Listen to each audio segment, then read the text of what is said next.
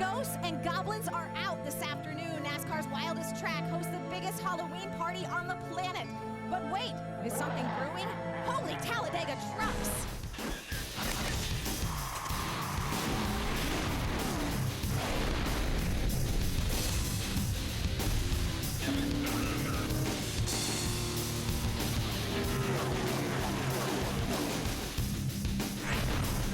On a normal, peaceful afternoon in Talladega, Alabama, Truck Series drivers and crews prepare for the 22nd race of the season. But wait, it looks like the evil onion has the championship contenders in a perplexing situation. Let's see you get out of this one, Hornaday. Someone must help them. Yes, Mr. Otten? Hornaday has been heinously hijacked. Holy post-race inspection, Ray! And Crafton has been captured also. We know what we have to do. Just as many times before, the Truck Crusader and Wonder Boy, courageous warriors against crimes in the Truck Series, rush to the rescue.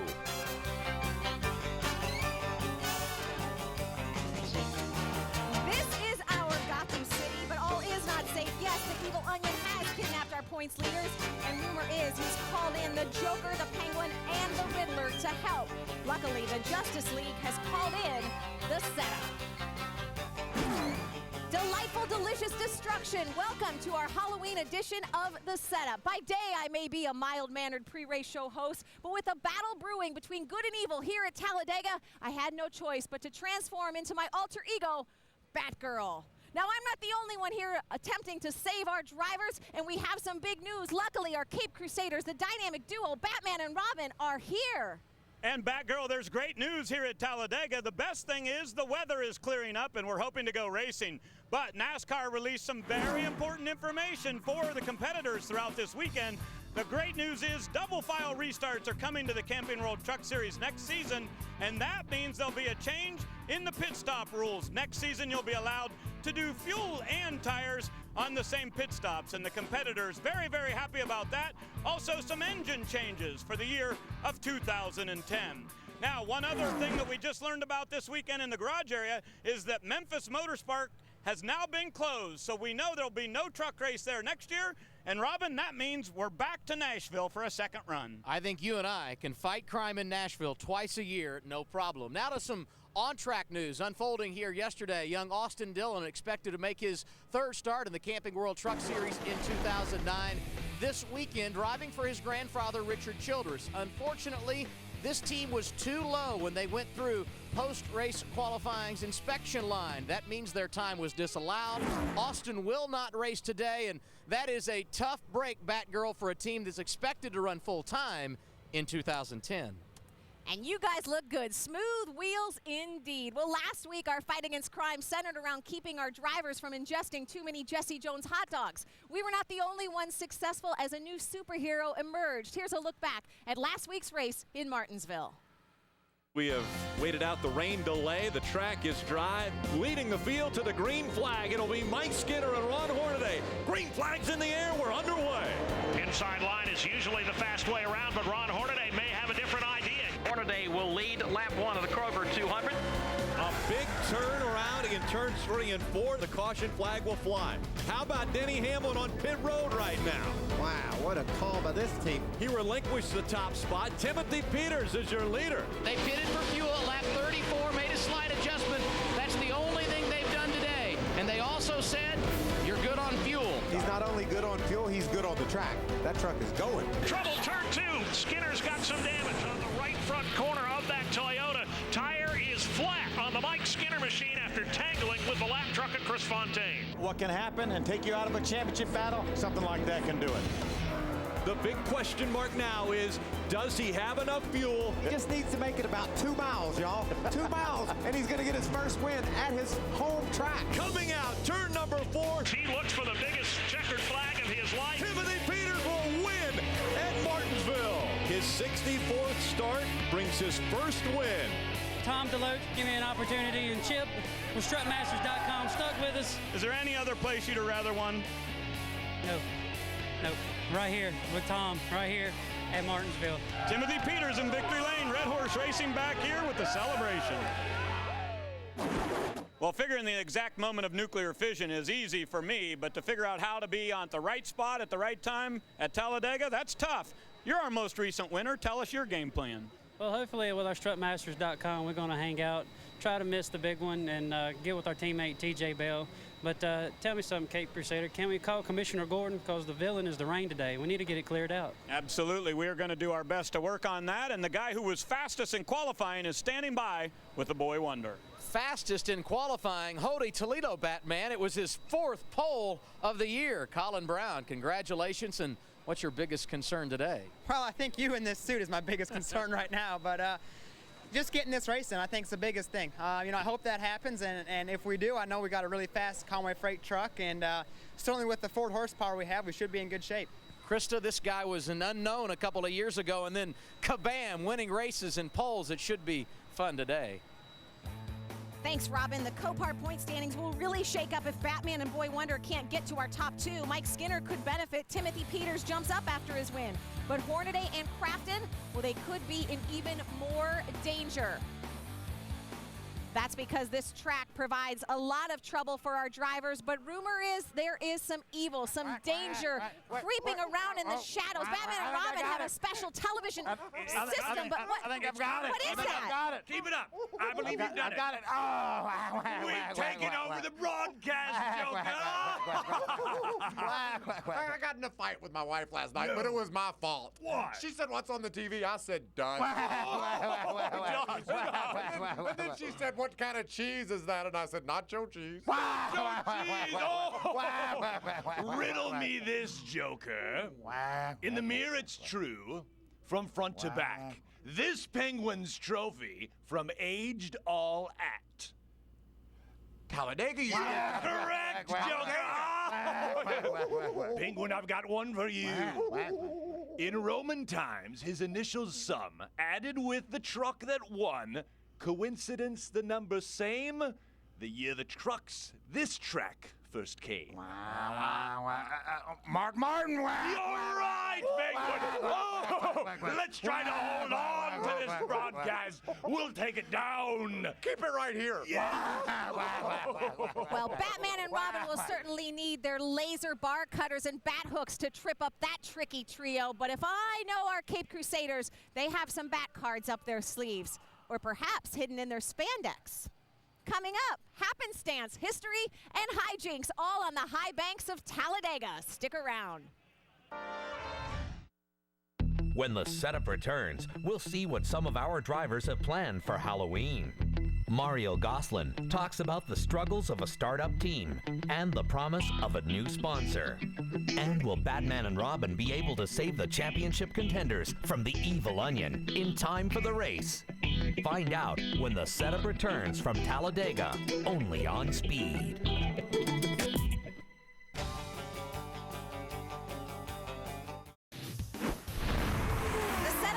To you by Camping World. Visit campingworld.com for all of your camping and outdoor needs.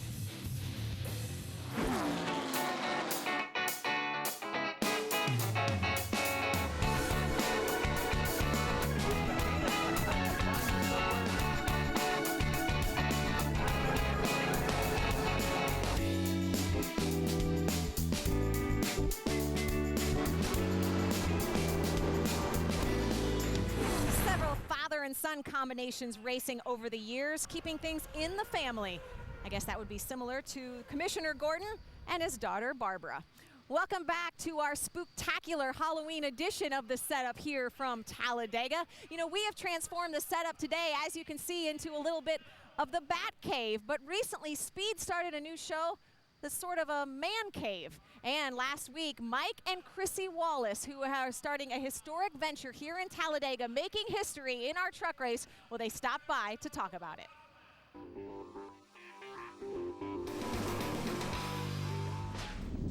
We will witness witness history this weekend at Talladega. For the first time ever in one of NASCAR's 3 top series, a father-daughter combination will start a race. And it should come as no surprise that their last name is Wallace. It's Chrissy and Mike Wallace. They're going to do the Camping World Truck Series race. And guys, this has to be so exciting. And I already see a proud smile on the dad's face. First of all, we want to welcome you into the hub. What do you think about this place? This is cool. This is cool, kind of relaxed. Yeah. And you guys brought the father-daughter fire suits as well. Those are neat. Yeah. Was that your idea, Mike? Little Wallace family tradition or history taking place at Talladega, and even threw in the back of it a generations race. You know, she's only a year or two younger than I am. Yeah, we believe that, don't we, Chrissy? We do, don't we? Yeah. Tell us how this came about. How did the whole idea come about? Well, it actually started with me with Rick Ware Racing and SS Greenlight. They formed a team together running the 08 Chevrolet. Rick actually came to Dad and asked him if I would be interested in running Talladega for him, and so it went from there, and then Dad decided he wanted to get into the fun too. All right, so who's feeling the pressure now? Who's feeling the pressure to run better?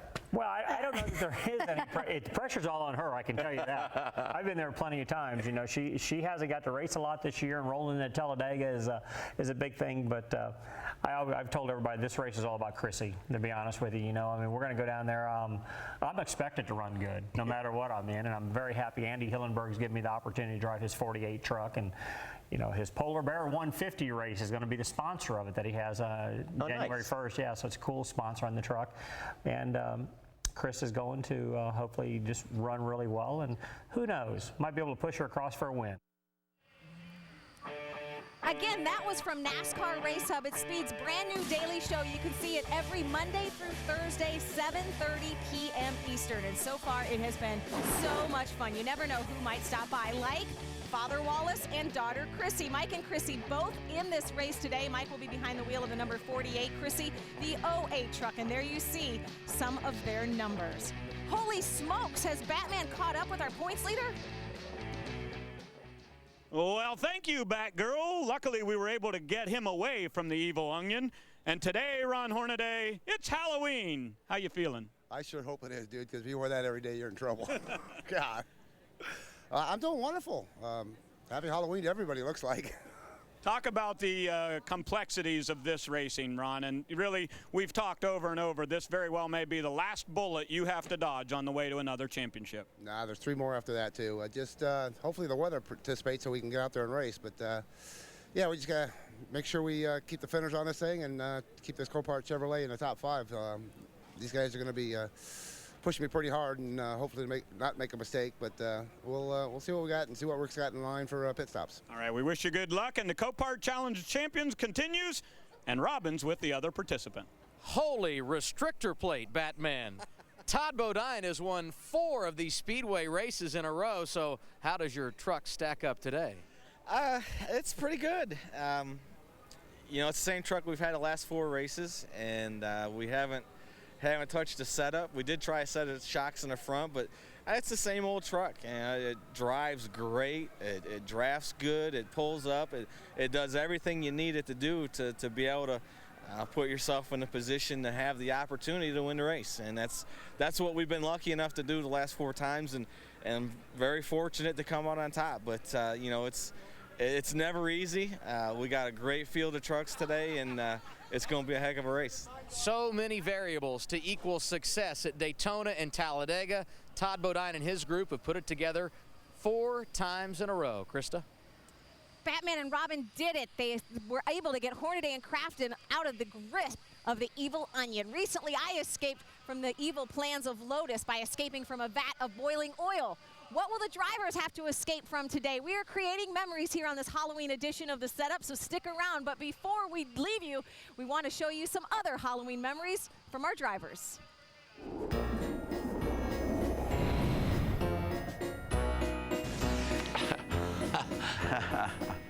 That's cute. I like that. Oh, wow.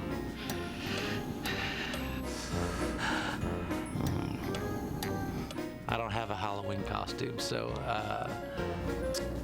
I'm really not going to say. I don't even have one. I have one, but I can't say it on the air. I was in middle school, and they dared me to dress up as an Indian girl with a skirt, with a skirt, with a skirt, with a skirt. And I wore it proud all day, proud all day, proud all day, proud all day. And that's just the way, I mean, because it was just more or less a dare. I was probably in the 3rd or 4th grade, and my father was a race car driver, so I borrowed his helmet and his suit, and instead of being my dad, I was A.J. Foyt. And that was kind of cool. I remember that was a lot of fun. I don't know. I mean, it'd go back to my childhood because I'm not a very active person here in my older years, but I think I was a California raisin once, and I don't know why. I remember they were big. You could go to Hardee's and get them. My all-time favorite Halloween costume was a train that my mom made me. I guess my favorite one is probably I was a snake man one year. We worked on cardboard boxes, and I was the conductor, and I was in the front. I was the locomotive part of the train. And I'm not exactly sure what a snake man is or where I got the idea, but I carried around a bunch of different fake snakes and had a cool cape on. And suspenders held the first box to me, and then had a couple boxes attached there, and it was huge and enormous and didn't really fit anywhere, but I was stoked to be a train. It was pretty cool to be able to go to people's doors and just put the snake on the door and ring the doorbell and run away. And then everybody would come to the door and just see the snakes, and I don't know, it was kind of cool. We used to go down to Austin for a Halloween party. I told my wife I didn't have time to go pick one out, and she picked one out for me, and next thing you know, we're down in Austin, and I said, hey, you got my costume? And she comes out with this big, long purple robe, and a cane, and I just had this fancy hat, and I'm like, trying to figure out what it was. Well, I was a pimp.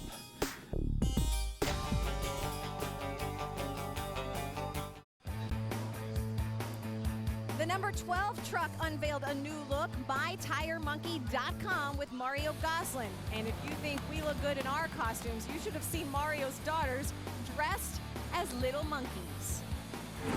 The 12 has a monkey on its back, literally. All of the drivers will soon have steel horses breathing down their necks at this track as the commissioner of the Truck Series, Wayne Otten, is about to open up the gates and let these boys loose. Welcome back to the setup. It's Halloween, and that means we pull out all the stops. You know that about our Truck Series crew. Today, it's Batman and Robin. We're fighting crime. This track can be evil, so we'll have to stay on our toes. Batman and Robin are running around trying to get things under control. The Riddler, the Joker, the Penguin, they're making it tough on us, but we're here to make sure good prevails over evil.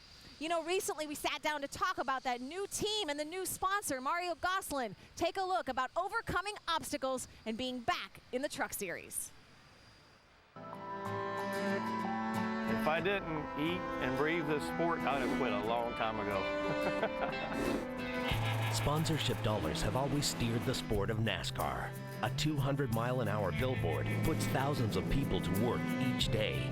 And for the one-man operation of Mario Gosselin, that job has been getting longer. It's full-time and a half right now, just because of the financial situation and, having to work so many late hours and a lot of great people pitching in and helping and, working a lot of hours for not a lot of money. Time management is key for Gosselin. From sunup to sundown, Gosselin wears all the hats for his team. A throwback racer that does nothing by today's book. It's just part of the day at the racetrack, I mean, obviously, sometimes you got to slow down a little bit, go and take a shower and relax a little bit and get a good meal. But, when you get to the track, what I'm having to do, the fun, what I'm doing is, a lot of times I'll have one other truck, sometimes two other trucks, and I got to make sure everything gets done, and I got to make sure that they make it in the race.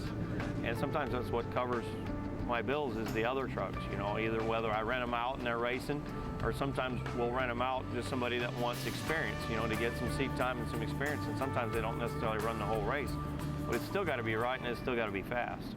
Look at the attitude of that truck. They got it figured out. Yeah, right down there on the racetrack.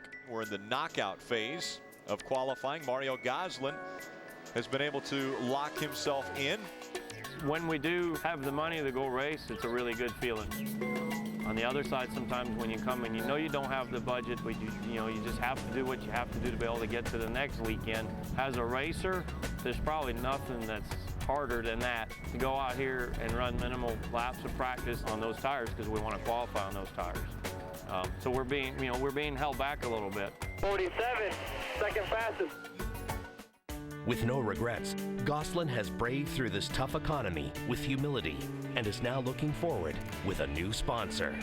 definitely enjoy everything about the sport. Just going to different places and traveling and working on the truck and being rewarded by running good. And I've always done all I could do. If I got any regrets is sometimes doing more than what I could afford to do. All in all, I've worked as hard as I possibly can and done all I can do. And, you know, here I am, looking forward to the rest of this season and next season with MyTireMonkey.com on board. Mario Gosselin qualified 20th. What a great story. I think it's a story a lot of people can relate to. We hope he'll soon be called Super Mario. And hey, right now our superheroes have been the guys driving the jet dryers, the track getting dry very quickly.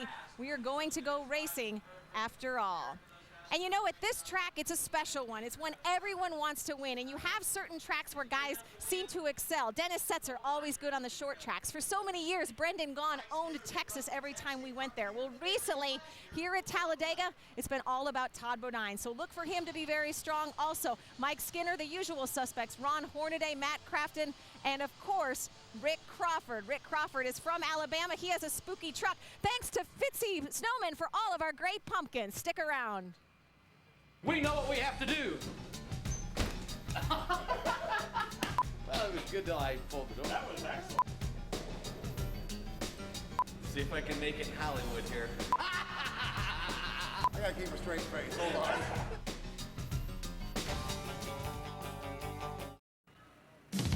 The freaks will be out tonight, but some freaky things can still happen on the track tomorrow. Race day on speed, and then another page of the chase for the Sprint Cup Championship will be written. But here in the Truck Series, our championship is far from firmed up. Our Cape Crusaders, they saved Hornaday and Crafton from the evil Onion, but I know there's still evil to be found. The Penguin, the Joker, the Riddler, they're still lurking somewhere. I sense it. That dynamic duo couldn't keep us down once again. Who will be the joke today, Joker? Oh, the joke is those tights on Batman. You riddle me the winner, Riddler. Who's gonna be the bad guy? Who will be the bad guy today? The truck will be the bad guy today. I love today. I don't like good guys. I don't like good guys. The bad guys win. Cape Crusaders, I say we go get them. And here's the thing, now through the magic of television, we know where they're located. Let's go, Robin. The dynamic duo is off. Will good prevail over evil for another day? Colin Brown is our superhero for now, but will the draft work in his favor? You have to stay tuned to find out. Our thanks to GothamGarage.net for providing Batman's Bride. Joey and Keith, thank you so much. To all of our viewers, the Mountain Dew 250 presented on Speed by Yamaha starts now.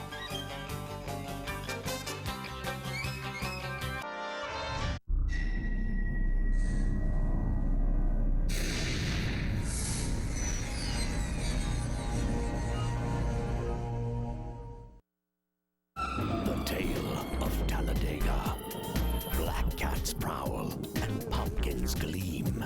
May luck be theirs on Halloween. No one stepping out of line and no one giving an inch. It's going to be a thriller. Most will be tricked, They're crashing in the back of the pack. We have got a junkyard of wrecked race trucks. while one will be a treat. Here's Bodine to the outside, racing for the lead and the win in Talladega. The tall tale story will be bittersweet. If they make it back 2 more laps around this racetrack, it'll be a miracle. 36 drivers with victory lane in sight. Talladega will be the height of fright. And only one will win. I must concede. The horror continues next on Speed.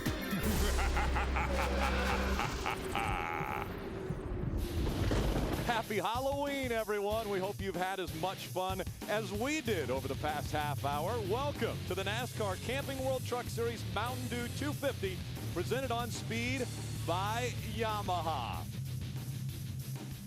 Well, again, we have had a lot of fun, and a lot of people are to thank for that. That's Keith D'Alessandro, our producer, our coordinating producer, Dave Lee, Frank Wilson, Steve Craddock, Hunter Nickel, all the guys that allowed us to have this much fun. We want to thank them for allowing that to happen. Now, we want to get back to serious business, and that is a race which is about to take place. We got a couple guys on pit road that I know are back to normal. Well, as normal as you can be. Adam Alexander and Ray Dunlap. Let's start off with Ray. You can call me Bruce Wayne now if you want to, Rick. We're back to regular. But I'll tell you what, everybody's getting very excited about this race this afternoon. When you come to Talladega, it just doesn't get much better than that unless you're Todd Bodine, because he comes in here with an incredible amount of confidence. The truck he has today has 4 Superspeedway wins. Todd Bodine comes here thinking that today he's the man to beat at Talladega. Adam? And there is another driver who feels like he's got what it takes to go to victory lane this afternoon. We're talking about young Colin Brown. The announcement has been made that he will not be back in the Truck Series in 2010. He's moving on to race in the Nationwide Series. He's got one thing on his mind over the course of the last 4 races. That is get to victory lane. He's got a great opportunity today. His 4th career pole. Colin Brown going to lead us to the green flag. It should be fun to watch him this afternoon. Now we go to pit road for pre-race ceremonies. Ladies and gentlemen, please rise and remove your hats as the Alabama Army National Guard presents our nation's colors. Remain standing as Reverend Randy Hagan of Alabama Raceway Ministries offers today's invocation. Our Heavenly Father, we thank you this day for your blessings. We thank you for the country of America and the freedom that we enjoy and be able to have these great sporting events. We pray for the safety of our drivers, of the crews, and of the fans. Father, we pray that you would watch over our soldiers in harm's way. It is in the name of Jesus we humbly pray. Amen. Here to perform our national anthem, please welcome lead singer of country music group The Lost Trailers, Ryder Lee. Oh, say, can you see by the dawn's early light what so proudly we hailed at the twilight's last gleaming, whose broad stripes and bright stars through the perilous fight o'er the ramparts we watched were so gallantly streaming, and the rocket's red glare, the bombs bursting in air, gave proof through the night that our flag was still there. Oh, say does that star-spangled banner yet wave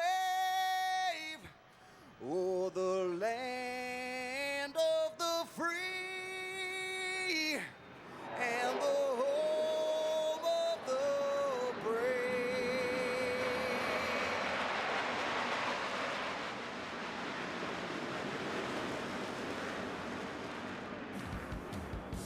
Fans are beginning to fill in the seats. The drivers are going to get in theirs. We're going racing. The NASCAR Camping World Truck Series is presented on speed by Yamaha ATVs. Yamaha ATVs are the dominant species. And brought to you in part by Camping World. Visit campingworld.com for all your camping and outdoor needs. Track drying continuing. We've got service vehicles as well as jet dryers out on the racetrack, and they have done an amazing job of getting the track in the condition that it is now.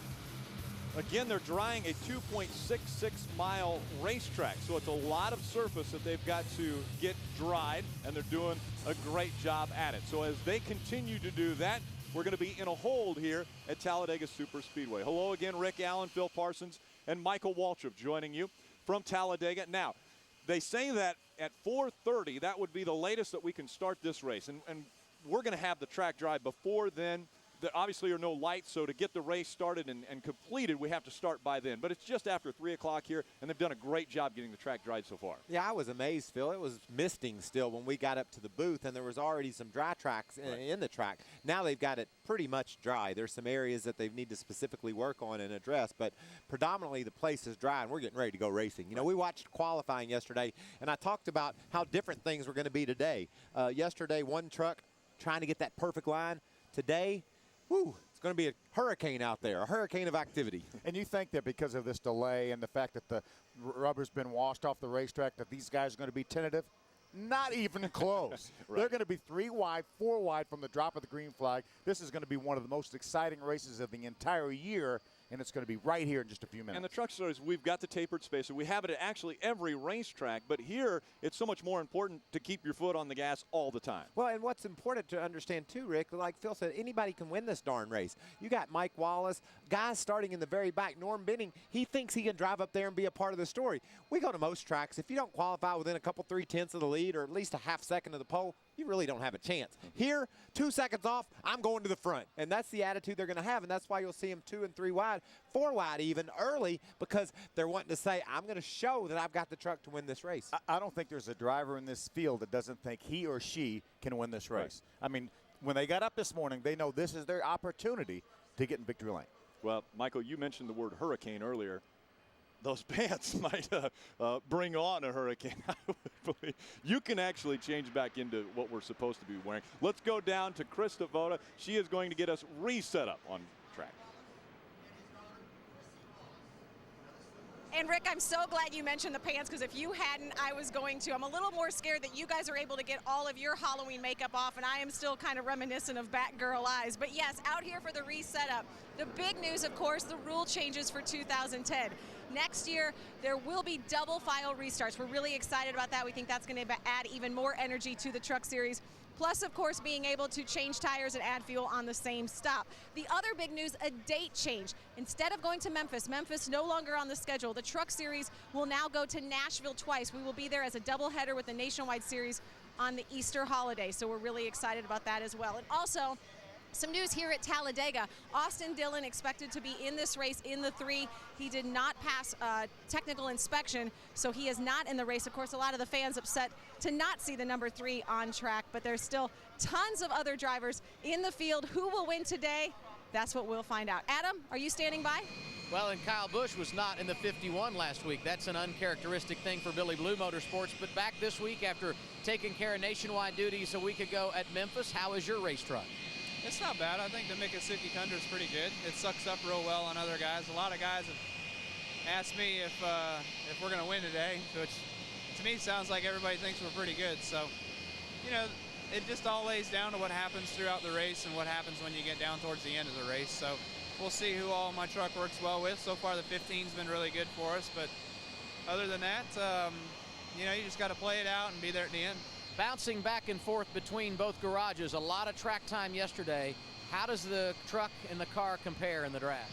Well, we did sort of the same things that we did on the truck to the Cup car in order to make the Cup car a little bit better. So they sort of correlated yesterday, and I was surprised and happy with that because at least we got some information back and forth, you know. So we'll see how it plays out here today. I mean, you're really not going to change a whole lot. The trucks handle so well. The Cup cars handle so well here. That's why you always see big packs and guys running all over each other because there's no handling involved. And so it's just all about how fast your truck's built. Good luck. Thanks. Rowdy starting 10th this afternoon, Ray. Well, thank you, Adam. Let's talk to Mike Skinner. You know, when it comes to Talladega racing, most guys say you either love it or you hate it. Which side are you on? I love it, man. I love most everywhere we go, though. But, you know, our PC Miler Navigator Tundra is pretty darn good. It drives really, really good. It's not very fast, but I think it'll be good in the draft. Lots of news yesterday, Mike. We know Memphis is going away, but the bigger picture, a change to the pit stop program next year. Your thoughts?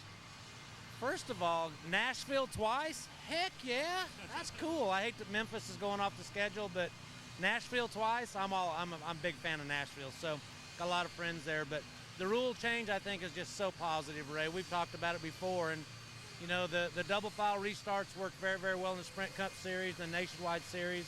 I think it'll be every bit as exciting in the Truck Series. So I'm looking forward to being able to put tires and gas in at the same time. I think that'll work out good for Mike Skinner. He's one of the guys that got bit a couple of times this year from the rules we had. Thanks, Ray. Guys still little maybe enjoying some sightseeing here at Talladega Superspeedway. The track looking good. They continue to drive this 2.66 mile Superspeedway.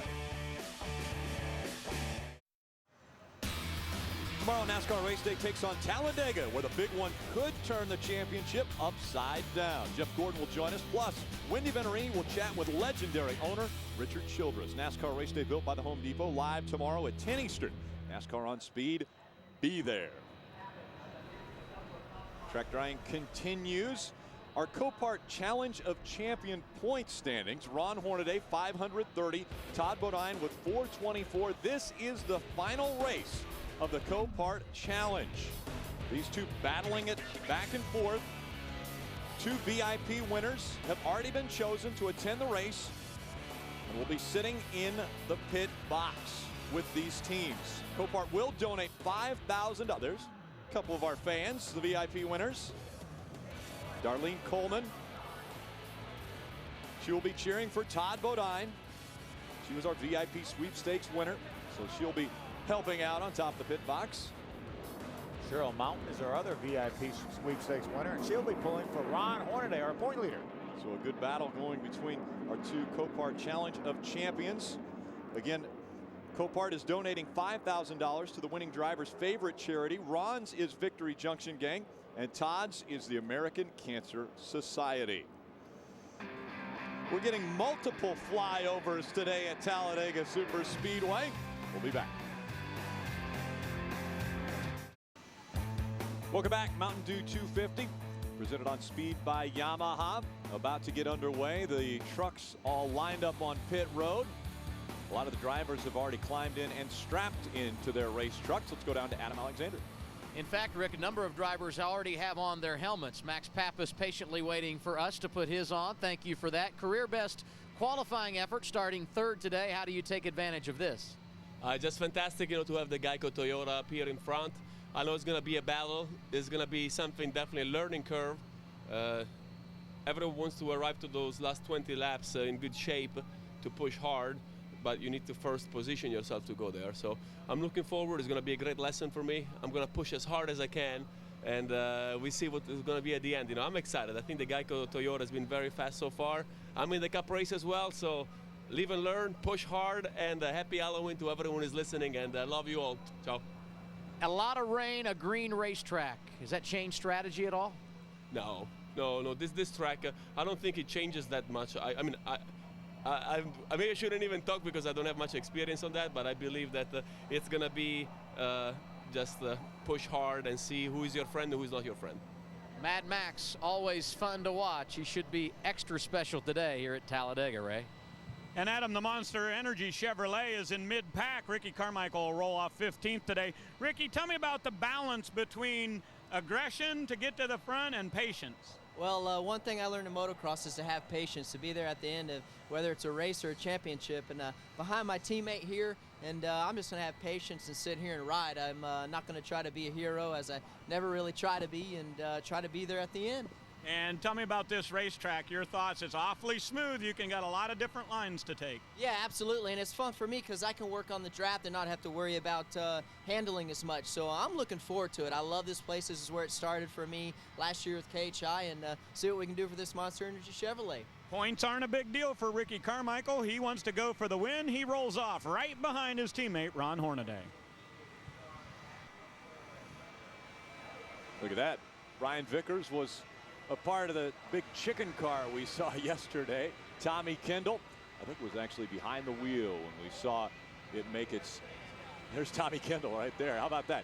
Joining us here for a truck race, and I'm sure he's ready for the trucks to fire up and get going. World's greatest. You see the chicken car. Check this out. Another Batman. It's a great holiday. Halloween. I'm sure tricks and treats are going to be aplenty later on this evening. We'll see racing coming up. It's Camping World's destination recreation. You know, there are a multitude of different reasons why you might need a portable heating unit. And here at Camping World, they've got all different sizes and shapes for your varying needs. Take the Little Buddy, for example. Now, this is great if you need to go to your fishing shack, maybe out to the workshop, or just have a cold, drafty porch. This will get the job done for you, but it's nothing like the heat that the Big Buddy puts out. This one has 18,000 BTUs, and it's got a fan to give you convection heat. It'll warm up an entire room. Now here's a neat little item. How about the Little Red Campfire? There are some places you go where they don't allow you to have a real campfire. You plug your propane in, it's got a 5-foot hose right here, you get the propane way away and you have a nice little portable fire. But this is one of my favorite items. It's the Coleman Grill and Fire Pit to go. Check it out, 22-inch stainless steel. You cook your dinner on right here, you take this away, and later that evening, you set yourself up a nice fire, and it's got an ember cover to go right on there. You're all set for dinner and to enjoy the evening. Lots of warmth, lots of different ideas, and it's always at Camping World. And on a cool day like this in Talladega, that would come in handy. One of the biggest campgrounds of any of the racetracks we come to, and the fans are pretty excited about seeing racing here at Talladega Superspeedway. That might be Big Buddy right there. She's working that pumpkin over. I love Camping World Truck Series here at Talladega Speedway. This says Camping World to me, doesn't it, you guys? Could you imagine how many of those folks drove by the Camping World store and got them some stuff for this weekend and ready to go watch this Mountain Dew 250? And a lot of people in costume. One out of costume now, thankfully, is Adam Alexander. I am glad. Outside of row number 2 for Jason White. Great qualifying effort. Jason, how did the truck react in the draft during practice yesterday?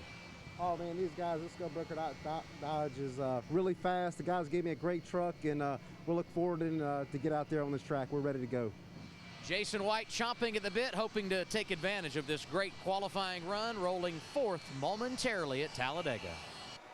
And NASCAR has told the drivers, get strapped in, get your helmets on, because we are about to get the engines fired up. We're going to go racing here at Talladega Superspeedway. Guys, anybody, could they handle Todd Bodine? He's got 4 in a row coming into this race as far as wins at Superspeedways. Are there 35 guys that might be able to slow him down? Well, I think there are. You know, last year at this time, Colin Brown led the race when they took the white flag. Colin's been here twice. In ARCA race a couple years ago, he was leading on the last lap, got shuffled back. Last year he was leading on the last lap on this very race, and Todd Bodine ended up winning. So Todd Bodine knows how to get it done, but there are a lot of guys out there, and the brakes have to fall just his way for him to get it done. I'm as amazed that he's won 4 in a row as I am that Ron Hornaday has never led a lap at Talladega. So I think both those things changed today. He can't win his 5th in a row, can he? And I know Hornaday's going to lead a lap eventually. Well, we think so. Ron Hornaday has never led a lap at Talladega Superspeedway, amazingly enough. The engines are about to be fired. Let's get the command. It's time for those most famous words in motorsports. Here to give the command, please welcome Chairman of the Board for Fred's, Michael Hayes. Drivers, start your engines.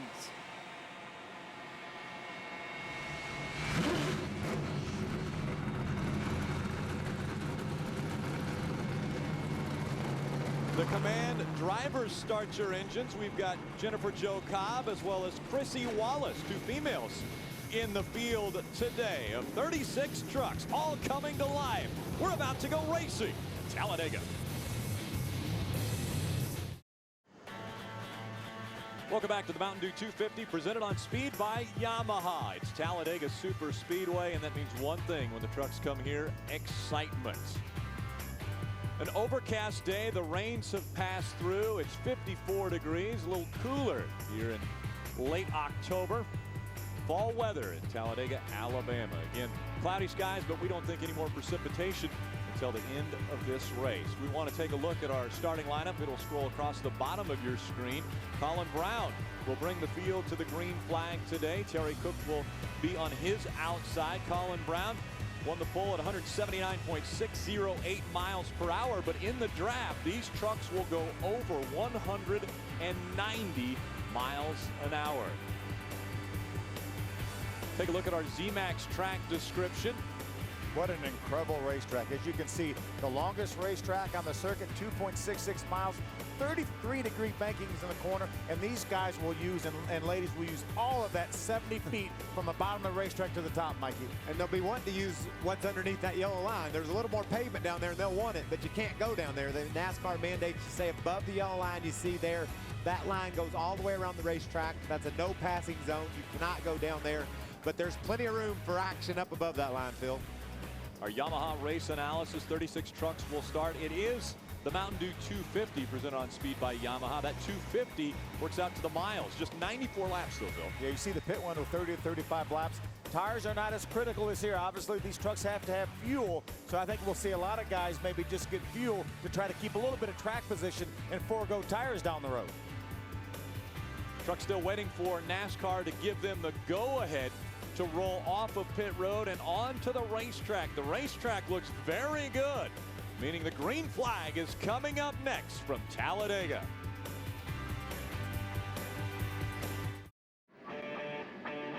Trucks are on the racetrack. A great sight here as the fans are a little bundled up with just 54-degree temperatures in Talladega, Alabama. But they'll warm up quick when we go side by side racing as soon as the green flag drops. That starting grid will roll across the bottom of the screen. Again, Colin Brown and Terry Cook will be bringing the field to the green flag. We want to shine a spotlight on a few different drivers, and we'll start off with Ray Dunlap. Who've got in your spotlight? Well, Rick, I want to watch Steve Park today. Of course, he's one of those drivers that's won in all three of NASCAR's top divisions. Got a win earlier this year in the Camping World East Series at Adirondack Speedway, but he's back in the trucks after a long absence. Today he's driving the 02 truck, and they're sponsored by Coma Energy Drinks. Steve Park hoping to have a great day today here at Talladega. Nice to have him back. Adam? Chrissy Wallace back in the Truck Series as well. It's her first start in the Camping World Trucks in 2009. In fact, it's the first time she's been behind the wheel of a race vehicle since August when she ran a Legends car. FuelDoctor.com is the sponsor today. They hope this will spark some interest so she and Rick Ware Racing can go full-time in the trucks in 2010. Who you got, Phil? Adam, I want to take a look at her father. That's Mike Wallace. First time ever, father-daughter in the same race in NASCAR. You can see Andy Hillenberg's number 48, sponsored by the Polar Bear 150. That's a race that will be held on New Year's Day at Rockingham Speedway for street stocks. Mike Wallace, a four-time winner here in the Truck Series, as well as a four-time winner in the Nationwide Series. He's won in these trucks at Daytona. He's won in the Nationwide cars at Daytona, trying to get his first win here at Talladega. He also has my brother's Benny Parsons Rendezvous Ridge Winery on his beast post there. Mike will start back, way back, in the 33rd position. Mikey. A little bit behind Mike is Jennifer Jo Cobb. You see Jennifer there. She got in a motorhome, Phil, in Kansas and drove here. Now, she stopped at Camping World, got her some stuff, but she said the wind bumping in that motorhome around, it made her feel like she was already at Talladega. It gave her a chance to get warmed up and ready to go racing. Hadn't been in a truck since Kansas earlier this year, looking to put something together to run the whole Truck Series, maybe some nationwide races in 2010. Today is all about learning and seeing if she can put that truck in a position to stay up in that lead pack. Thank you for all of the spotlights. Again, the field making its way around Talladega Superspeedway. When we come back, we'll see the green flag fly.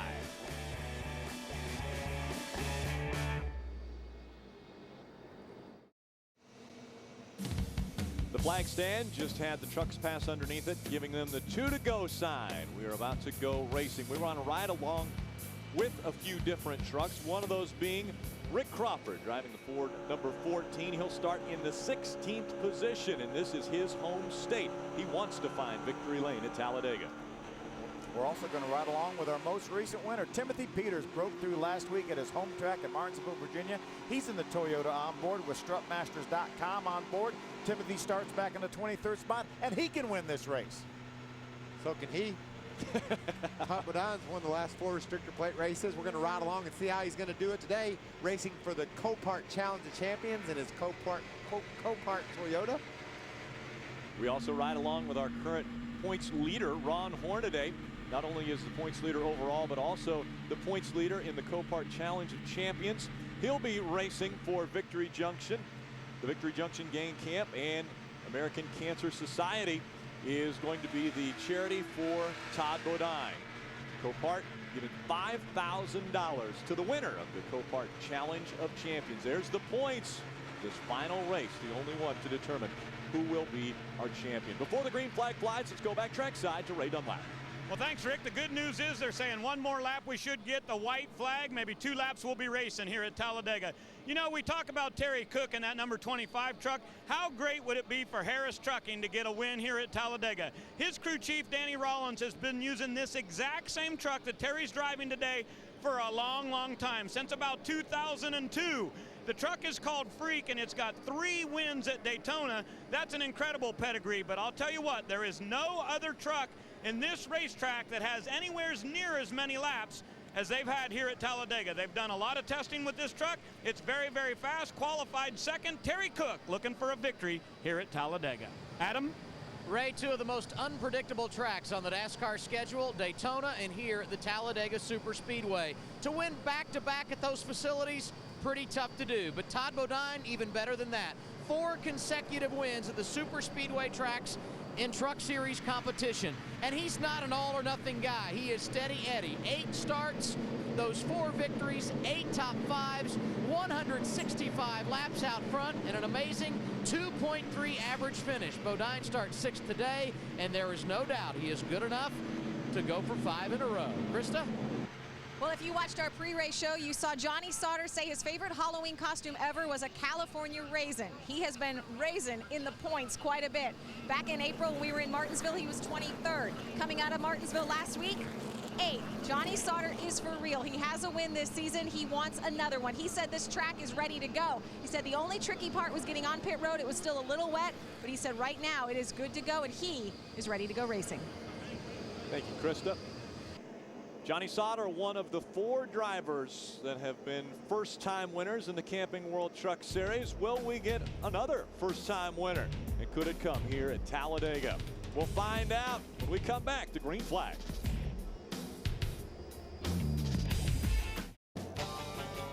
Happy Halloween, Camping World Truck Series fans. The dynamic duo, all the good guys and bad guys had fun in our setup show. They're not the only ones who have had their Halloween spirit today. MRN Radio's Mike Bagley is up on top of one of the scaffoldings. You will call the race for MRN Radio, and well, he's having fun. One of the great pumpkins. And I'm sure that after our race, the trackside guys will also have fun. A special edition of Trackside will be coming up right after our race, so you'll want to stick around and see exactly what will happen on that show. I'm sure that they will have something up their sleeve as well. You see that the lights are not on anymore on the pace truck. That means that we are about to go racing. The guys are heating up the tires, and I think everything's about to heat up. Business is picking up out here right now. These guys and girls are chomping at the bit too. We're just a little bit delayed over when we were supposed to start, but that for every one of those minutes, these drivers could not wait to get out here and get these things underway. And you know, all morning there was a lot of doubt whether we would ever get to race or not. I mean, it rained all the way up until past noon here in Talladega. So when there's uncertainty, there's anxiety. And when you get in those trucks and fire them up, that anxiety tends to multiply with all the horsepower under the hood and what you're faced with. You saw the guys and gals coming down the back straightaway scuffing their tires in. That wasn't nerves as much as it was. They just wanted to make sure they had some heat in their tires and were ready to go racing. Nervous energy potentially behind the wheel of 36 trucks. 36 trucks on the racetrack. And again, we're going to see not only 2 wide and 3 wide, but 4 wide racing here at Talladega Superspeedway. It is a big, big racetrack, and it's, well, sometimes we'll see the big one. Yeah, will take place. It's crazy. You're getting ready to see something that's plumb amazing. And look how calm Rick Crawford was sitting in that truck. He's a former winner at Daytona in the Truck Series. It is about to get crazy. This racetrack, a little unique in the fact that once they go through the tri-oval, then they will see the start-finish line. The field all in line. Colin Brown once again leading the field to the green flag in the Camping World Truck Series. We're underway at Talladega.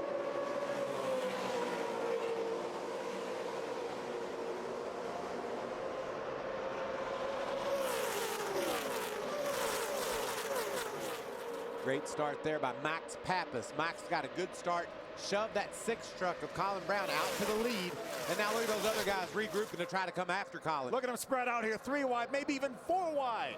4 wide down the back stretch they go. It's the first lap of racing from Talladega. How about Matt Crafton making the move on the outside? How about Eric Almirola on the inside, following the 6 of Colin Brown. Look at him lined up on the outside. Colin Busch third back. 2, 3, and 4 wide already coming out of turn 4. Jockeying for position as they come to lap number 1 being complete. It's Colin Brown that will 5 wide. Be in front of him. 5 wide through the tri-oval.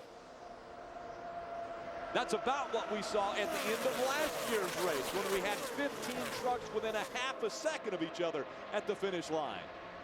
And this was just the first lap. Things are picking up already. Right now, Colin Brown's best friend is that yellow line to the left of him, Phil. As long as he keeps that truck wide open and follows that yellow line, keeps the guy right behind him, he should be able to hang on to this lead. You saw folks charge to the front and get a chance to try to get up beside Colin Brown, but that inside lane was too strong and held him off. And that truck has been so strong here. Obviously, he was our pole sitter, fastest in qualifying. We saw that 88 of Matt Crafton almost problems there for the 50. That is Jennifer Jo Cobb, and it looks like a engine has expired for her race truck. But we saw Matt Crafton make his way all the way up and almost challenging for the lead. Now he is mired all the way back in the 12th position. Same thing happened to Max Pappas on that first lap. He got a great run off turn 2. Looked like he hesitated about which way to go with his move, and that's all it took for him to wind up in the middle of a mess and fall back through the field. Remember Terry Cook? Terry started on the outside of the front row. He came by last time in the 18th position. Jockeying for position on this racetrack is amazing. And right now, everyone's friend is that double yellow line to the left. A lot of smoke for Jennifer Jo Cobb's truck. She is going to appear to make it towards pit road. You see her to the right of your screen there. As long as she continues to roll, we will continue to stay green. If she would come to a stop on pit road or to the entrance to pit road, then NASCAR would have to throw the caution. How about Taylor Malson, that 81 truck, right back in the 4th spot, right behind Todd Bonine, 4-time winner, the last 4 races at this type of racetrack. And look at Ron Hornaday already up into the top 5. And again, Ron Hornaday never has led a lap here at Talladega. Adam Alexander, what's going on with the 23 team? Well, you guys upstairs a moment ago talking about those who had lost a number of positions in the early going. Put Jason White on your list. Great qualifying effort. Started on the outside of row number 2. He is now outside the top 20, riding 22nd, 3 laps in. No problems for White. Just got knocked out of the draft. So you see him trying to gain some positions, working the inside lane now. And oh, how things can change lap by lap here at Talladega. That outside line right now is being led by the 5 of Mike Skinner. Skinner is being scored in the 11th position. That means the top 10 are all in a line on the inside row. Ray Dunlap. Well, let me say the same thing that Adam talked about for Terry Cook. He got in the middle line in that Cajun Industries Toyota, and he said he did not like it at all. Cook has dropped back to the very back of the pack. He's about 23rd right now, starting to move back forward a little bit, but he said, I'll tell you what, that bottom line's got to be fast because I was going nowhere in a hurry in the middle. And one of the things we really have to point out to the fans is something that our series director pounds into these drivers' heads. The bumpers do not line up on these vehicles, meaning if you come up behind a truck, you will lift its rear wheels off of the racetrack. You do not want to try to bump draft in this series. And that's great to say, and most of these drivers understand that, but it's going to be hard to prevent these guys when they really need a little bit extra, you know, later on in the race. Hopefully they won't do it early. Later on in the race, we're going to see some of that anyway. Saw Skinner. He went across the start-finish line the lap before last in 11th place. He's up to 9th now. Got another guy on the top line in front of him, Johnny Sauter. Skinner was leading it. Johnny liked what he was seeing with that outside lane. Drove up there and joined that group, and they're beginning to make some inroads on that lead, Phil. That looks like they're up to about 7th or 8th now, and they just keep on inching forward a little bit at a time. You've got to be patient, but you can get there. And that's the problem. This racetrack is so wide open. You've got Colin Brown leading that group on the inside. They're going the short way around the racetrack, and they're not backing off at all. Chris Devoda fitting for Halloween monster energy on that Ford truck. What are they doing? Ricky Carmichael is sticking to his teammate Ron Hornaday like glue right now. He said the crew chief John Monson told Ricky Carmichael right now the 13 who was behind him in line down low said he's getting a little antsy. Just stick with Hornaday and keep chewing up that yellow line. Rick? Yeah, it looks like the right front tire is down on TJ Bell's number 11 truck. And so that brings out our first caution of the day. TJ Bell couldn't get it down off of the racetrack early enough, and there might be some debris on the racetrack. Looked like the right front tire might have just shredded on that truck. You can see right now the right front of that truck is dragging. He is actually throwing some debris out. I don't see where TJ made any contact with the wall, just undoubtedly ran over something, but little pieces of rubber right now flying out from under that truck. You can see his right front fenders tore off there too where that tire exploded. If he doesn't do any more damage than that, Phil, I think they can put some tape patches on that truck and get TJ back into contention, but he needs to slow down and not let that tire just beat that fender to death. He drops his window net. I don't understand what he's doing there, because he can get that truck to pit road and maybe get the right front patched up and still be a contender. It's still running. Ray, is there another problem? Yeah, he said it's not just a flat tire. He thinks they locked up a wheel bearing, and he said it got on fire pretty bad. That's why TJ pulled over wanting to get out of the truck. He said it was something in the front, thinking maybe a wheel bearing. It doesn't look like it would be a wheel bearing because the wheel's turning. He hadn't really run all that far, Phil. Let's watch now. He's on the outside line. He feels something go wrong there, steps out of line. The tire actually went down right there. We could see bits of rubber fly off the truck at that very moment. It's hard to understand what exactly did happen there. I was thinking it'd be hard for him to have run over any debris. They've had the jet dryers out there for hours. You know, anything that was on the track got blew off. So something weird happened. I haven't seen anything that tells me what it was. Adam Alexander. And we can tell you that Kyle Busch is planning to come down pit road under caution here, as many of these drivers will, and he is dragging the splitter bad, so we will anticipate a number of changes for him. And Eric Almirola, they had also talked on the radio there. He's running second. They had mentioned possibly going under the hood. Not sure what the issue would be. We'll monitor their radio, see if we can find out when the pit road opens and these guys make their first stops of the day.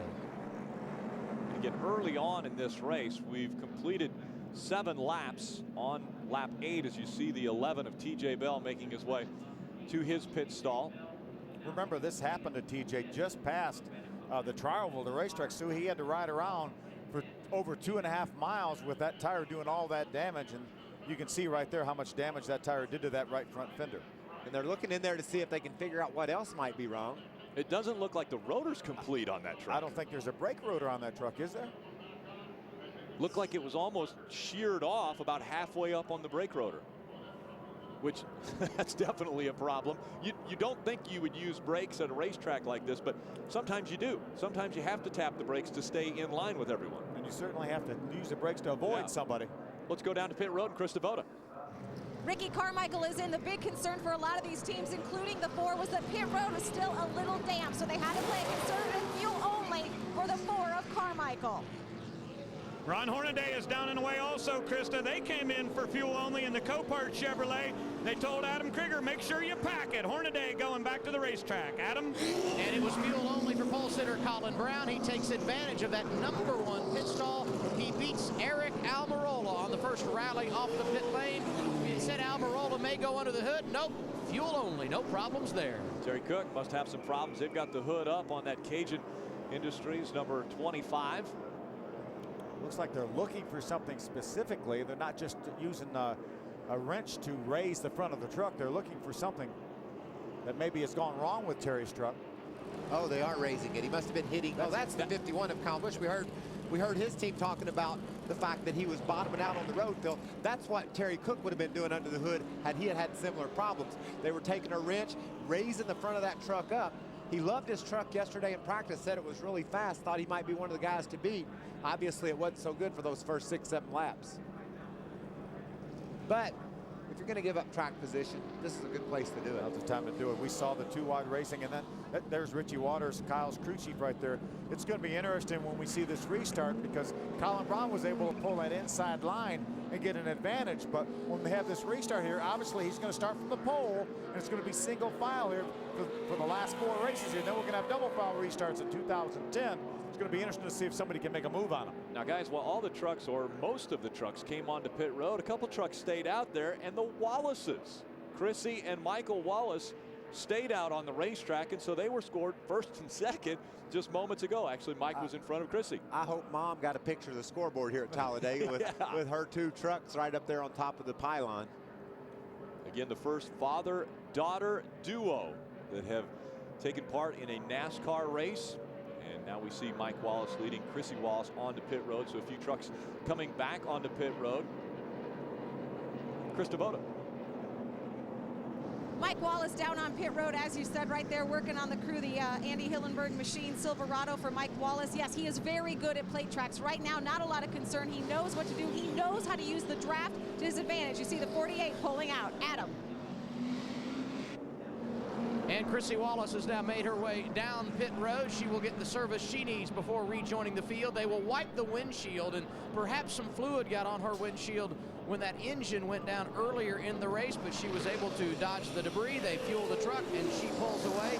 Compton pulls away behind her, and now Kyle Busch back in for a second stop. What they will do here is make sure the splitter is clear on the front end and pop it full of fuel one more time. We can tell you, despite the early issues for Kyle Busch, he has not been frustrated. He came over the radio and said, we've got all kinds of time to rally back to the front.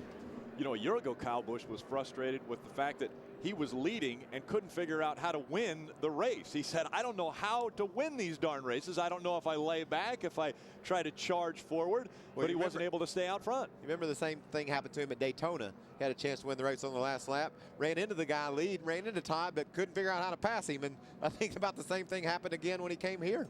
That almost looks like a perplexed Kevin Harvick on top of the pit box. Ray Dunlap.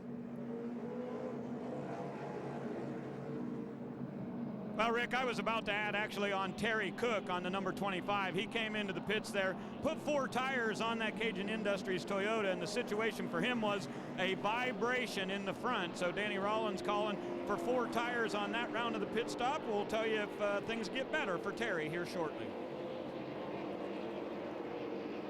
So Terry Cook looks like he's got a lot of trucks he's going to have to get back by if he wants to get back up toward the front. Again, starting on the outside of row number 1 when this race started. Our first caution came out when TJ Bell had problems with the right front tire, put a little debris on the racetrack. They've cleaned that off, and now coming to the green flag, it will be the 41 of Chris Jones that is leading this field just in front of Colin Brown. Ready. Now, Colin's not going to sit there, is he, Phil? He's going to try to jump on Chris Jones as soon as they say go. Chris got a good start on Colin. Oh, look at there. Green flag back in the air. Chris Jones with a pretty good jump goes down to the bottom of the racetrack. We'll see if he stays down there. That's going to be too big a jump, though. He doesn't want that much gap. Watch when Colin gets to him. He's just going to pull the train right around the outside. You don't want to get a good jump. When he took off like that, you sort of knew what was going to happen. You want to keep those trucks bunched up behind you. Make them push you off on the start so that they can't get that big run. Chris fell back out of the top 5 and still falling. Looks like Eric Almirola right now is continuing to see Kyle Busch pushing Stacy Compton up through there. Right now, Eric Almirola is patiently riding behind the 6 of Colin Brown, hoping that maybe they can get lined up again like they were at the beginning of the race. Did you see Terry Cook looming right behind Kyle Busch? He saw what was happening there, wanted to be a part of that little gig. We have a few different clumps of trucks on the racetrack now. Here's a pretty good sized pack. Chris Jones made a nice move. He got just in front of that 4, Ricky Carmichael, and has moved into that 5th spot. He was falling back quickly and found him a hole to jump in, and now leading that second group up. We've got 4 trucks that have somewhat broken away from the pack, but I'm sure in just a matter of moments that pack will catch right back up to them, right along with Timothy Peters. That's the Toyota onboard right there. Look at 3 wide. You see Kyle Busch leading that group on the outside. Now he's going to have a little help in front of him. Rick Crawford pulled up to the outside. Kyle will be able to draft off him a little bit once he catches up. We've seen that before where Matt Crafton will move out to the outside, hoping that he gets some help out there, and he just continues to drop back in that high line. Well, that's a great view from the blimp right there. It kind of looked like Frogger, didn't it? Goodyear providing our aerial coverage. Official tire of NASCAR. Giving us some beautiful shots. Look at that run, that truck going around the outside of Ricky Carmichael has. That's Johnny Sauter. The 13 truck is going to bring the 17 of Timothy Peters, and there's Kyle in the 51. Kyle has made a major move since his pit stop. Look the way they just shucked Ricky Carmichael. They just left him sitting still and drove right around him. Ricky's thinking, man, why didn't y'all follow me with all that momentum? Here comes the outside line. Looks like a little more momentum. Johnny Sauter's going to come up to the back of that 5 of Mike Skinner. Actually going to go by the 5 of Mike Skinner. Put him in the middle. Here now comes Kyle Busch. Kyle Busch will move to the back of the 5. Oh, problems with an engine. That's a 71 truck. Robert Richardson right there. Looks like he expired an engine. Right at the beginning of the trial, caution flag is out for the second time. What a great job by all the competitors that were behind Richardson, and Richardson as well. No one panicked, Phil. That thing blew up. Everybody just sort of let off the gas, held their line, and no one got turned around. And I'm sure Robert Richardson has come to a stop because he can't see. Smoke has consumed the cockpit of this race truck, and we saw the steering wheel coming off. He looks like he's going to try to jump out of that vehicle. Let's take another look at what happened. Again, it's the pumpkin on the hood. Look at McCumbee sitting there. Just the whole world looks like ended right in his lap. But yet he was able to calmly make his way to the outside of the truck of Richardson. And Dennis Setzer right behind. You know, it could have turned into a chain reaction event, and it didn't. That's just good heads-up driving. What a nice job by Robert Richardson, though. Obviously, watch how quick he gets down out of the way here to the apron of the racetrack. Heads down out of the line of traffic. He's running over 180 miles an hour. Remember that. Right along with Rick Crawford just in front of him. You're going to see the smoke. Rick said, boy, I'm glad I wasn't in that line. So our second caution has taken place at Talladega Superspeedway. Both of them have been single truck incidents, thankfully. We'll be right back with more Mountain Dew 250 presented on Speed by Yamaha.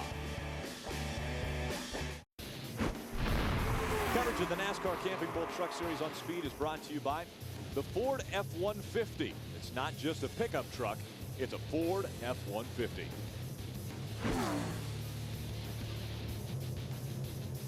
Aerial coverage provided by Goodyear, the official tire of NASCAR. New Fuel Max tires help you have a winning fuel strategy. That could come into play here at Talladega. We've already had a few trucks on pit road after our first caution. Our second caution came out when Robert Richardson's engine in the 71 expired as they were coming out of turn number 4. A little bit of a hairy moment for Chad McCumbee just behind him.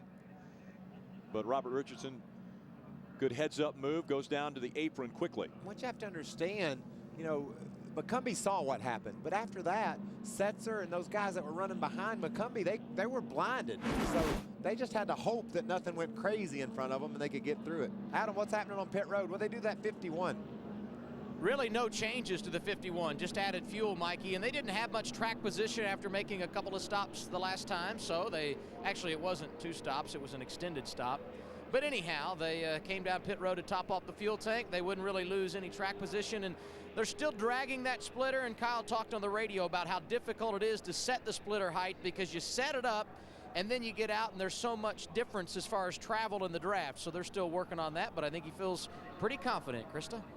Down here in Ricky Carmichael's camp, the plan for them was tires first. They did a tire stop, and now they're going to come back in for fuel. They said, whatever you do, Ricky, do not speed. That was the instructions from crew chief John Monson. He also asked Ricky on that last run, how was your truck in the middle? Ricky's answer, perfect.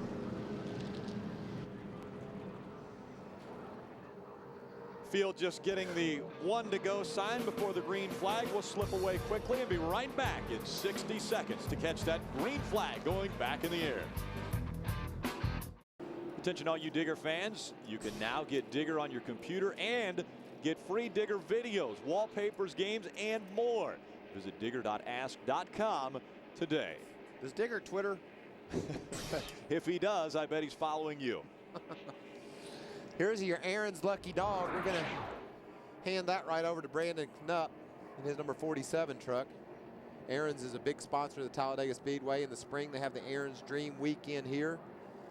Tomorrow, David Rudin will drive the Aaron's car in the big race. Today, they're giving away laps. Leaves us with 33 trucks on the lead lap right now. Coming up on lap 18, Colin Brown, Eric Almirola, Todd Bodine, Ron Hornaday bring the field back to the green flag. Now that's a textbook start there for Colin Brown. Look right on his bumper is the truck of Almirola. You know, he didn't put a gap on Eric, so Eric couldn't get a big head of momentum after him. He sustained that start. He held him off for the critical moment, and now he's going to stay pinned to that white line, yellow line, and try to lead this race. And this is when Colin right now is the most vulnerable. If Eric had any momentum at all, he has the 30 of Talladega behind him. He may have chose to pull out, but looks like he's very content to ride behind that 6 truck. Obviously, he knows that truck is extremely strong. Yeah, he won the pole by close to a half a second. He was way faster than the field had qualified, and right now he just pulled him along in a nice straight line.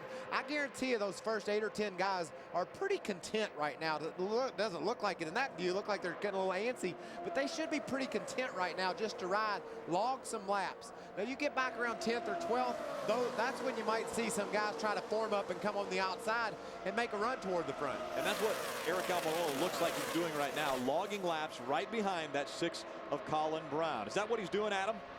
You guys have hit the nail squarely on the head. Under that last caution, Eric Almirola came over the radio and said, I'm just riding. No problems at all with the truck, so that is very good.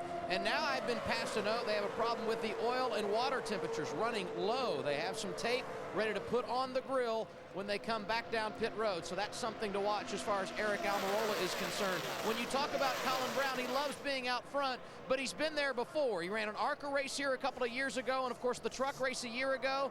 In both of those events, he led at the white flag, but didn't win the race. He knows he's got a long way to go to win this race. Another thing to consider, guys, is as those trucks ride in line like that, second, third, fourth, somebody back through there might have an overheating problem. They can't just sit there and ride in line even though they're content. They might have to get out of line, get some air to their grill, and they're not just going to pull out of line and fall back. They're going to make sure they try to, when they do pull out of line, they drive toward the front. They're only going to pull out a half a truck length maybe, just to get a little bit of air in one side of that grill, but because they do not want to give up this spot they have right now in line. It almost sounded surprising to me that somebody would be running too cool.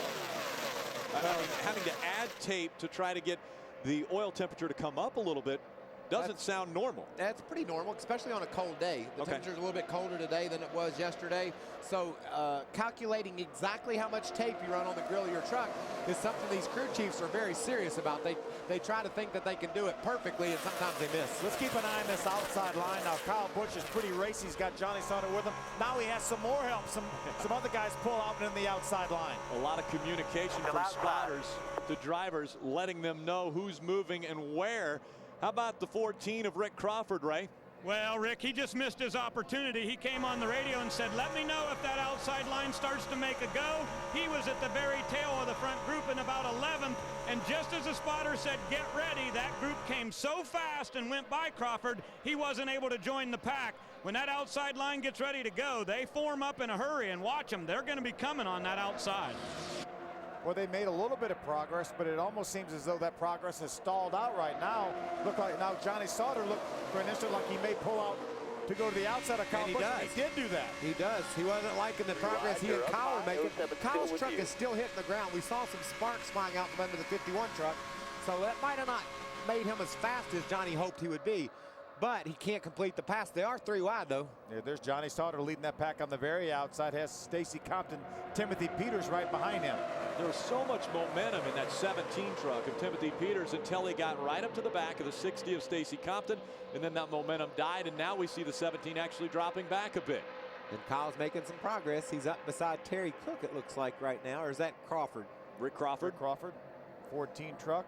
Right behind J.R. Fitzpatrick, who's doing a nice job right now running in the top 10 in that 29 truck. And we see right behind Rick Crawford's truck the 8 of Dennis Setzer, who we normally talk about being a short track racer, but holding his own right here at the biggest track on the circuit. Man, I've been in those, obviously, for the last 25 years, Rick. I've been out there in the middle of all that on Sunday afternoon. And despite the fact that it looks relatively calm down on that inside, look at Pappas jumping around trying to figure out what he wants to do. I don't think he quite knows yet. He's trying to learn. Skinner's going to join that outside line to try to, what I'm saying, Phil, despite the fact that it looks calm down there running third or fourth, you're not. You're tense as ever because you don't know if these guys are going to stay in line. You're trying to watch that outside group to see if they're going to make any progress. Do you need to jump up there and get in line with them? What to do? So every second there's a decision to be made. And we talk about it a lot. but I cannot emphasize enough that those drivers right now are looking in the mirror as much as they're looking out the windshield, and that includes the 6 of Colin Brown, who's leading this race. Straight up your ass, still inside, still lying. That outside is now driven up another spot or two. They're gaining on it. You know, and Phil, if they can ever inch their way all the way to the front, I think at that point there isn't really an advantage to one lane or the other. Right now, the reason why that inside line is able to hold them off is because there's no arrow drafting the side of the 6 truck of Colin Brown. He's got clean air in front of him and beside him, and he's getting a push from behind. It's a perfect world right now for Colin Brown, but Kyle Busch and Mike Skinner, it looks like, are going to eventually get there. We're beginning to see some momentum on the outside line. In practice, we hear drivers talk a little bit about, I run better in front of this truck. Is that the case right now with Mike Skinner in front of Kyle Busch? Well, Mike Skinner did the same thing earlier. He got in line in front of the outside pack when it got to him.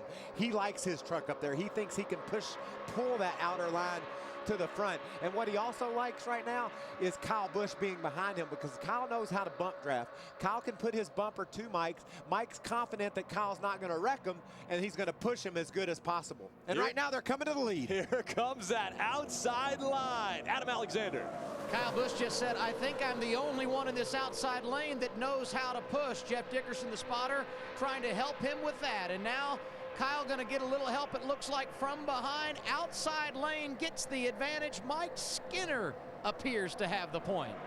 And now when the outside line comes up like it does, then the guys on the inside aren't going to be quite as patient as they have been. Look at Todd. He's thinking about going up through the middle. Across the stripe, it was Colin Brown that was out front, but Mike Skinner was just 61/1000ths of a second behind him in that outside line. Johnny Sutter jumps to the outside, actually gets out of that line. That might be a case there, Phil, where he just got too much water temperature. It might have gotten a little hot. He said, I'm going to have to take a break from this action, guys, and get my water temperature down. He knows we have 69 laps left. Plenty of time. He can get to the pit road there, take some more tape off. Look at our buddy Mario Goslin and his monkey tire truck. My Tire Monkey. MyTireMonkey.com truck. And what a great day it is for Mario Goslin. Obviously having the sponsor come on board and letting him know that he's going to be running a complete season in 2010. He wants to be competitive and see if he can run for a championship next year. I'm telling you, I'm watching Colin Brown. That truck's dancing around a little bit. Well, it's because of the fact that the outside line has gotten there. It's slowed the inside line down. Now they're getting a lot of bump drafting. A lot of trucks are being able to push right up from behind and make trucks unstable. There goes Crafton, a flat tire. Problems with the 80-80. Almost gets into the wall. There must be some issues with that truck. I believe he's got a flat tire. It looked like he got a little squirrely when he jumped out of the throttle. Slowing way down. It looks as though the left side tires are up. The right front tire looks up. Maybe that right rear. Judging from the way it acted, it has to be a right rear tire. Look at Skinner. He's gotten the lead from Colin Brown down in turn 3. But here comes that inside line. A big push from Eric Almirola is going to give Brown the lead back. Mike Skinner may have been able to pull down in front of Colin Brown, but he wasn't going to leave his wingman. Kyle Busch helped him get there. He stayed out there right in the outside line. Boy, you have to really trust exactly what that guy behind you is doing. Right now, Mike Skinner's whole race, his whole day is in the hands of Kyle Busch. How hard will Kyle push me, and will he make sure he pushes me properly? Sure enough, right rear tire down on the 88 of Matt Crafton. Ray. And he's going to come to the pits here, Rick, to put right side tires on this thing. But while he sits here and they get that action done, it's very likely that the field will roll by him through the tri-oval here. The guys go, they're going to do just 2 tires for him. Not very likely that he can get back out of the pits before the field goes by. Work is done. Here goes Crafton. Will he make it out? Yes, he's going to beat the field and stay on the tail end of that lap. Well, they're going to have a head of steam, though, when they get there. He may go back behind, a lap down, but he'll be in a great position for that Aaron's lucky dog if he does get down a lap. Yeah, he'll be the only truck that's 1 lap down. Norm Benning is now 3 laps down to the field. So Matt Crafton will be, as you mentioned, the first truck that will be eligible for that lucky dog from Aaron's. How about Colin Brown pulling that inside line back out to the front? Boy, they're 3 and 4 wide getting around the 88 of Matt Crafton as he comes back to the racetrack. Let's see if we can take a look at back what happened to Matt Crafton. Look right at your screen. You see him wiggle right there. He felt that right rear tire go down, moves up way out of the way, does a great job of not causing anybody else any problems. And plus, there was just enough racetrack for him not to hit that outside wall. The thing gets squirrely with him. He tries to hang on to it and then makes up his mind that something's bad wrong. That outside line works its way very high through the tri-oval and then comes back down as they cross the start-finish line. It was Colin Brown just behind Mike Skinner by 1/1000th of a second. So Mike Skinner leads that lap here at Talladega. How about Ron Hornaday? Has he led a lap? No, but Todd Bodine hadn't won yet either.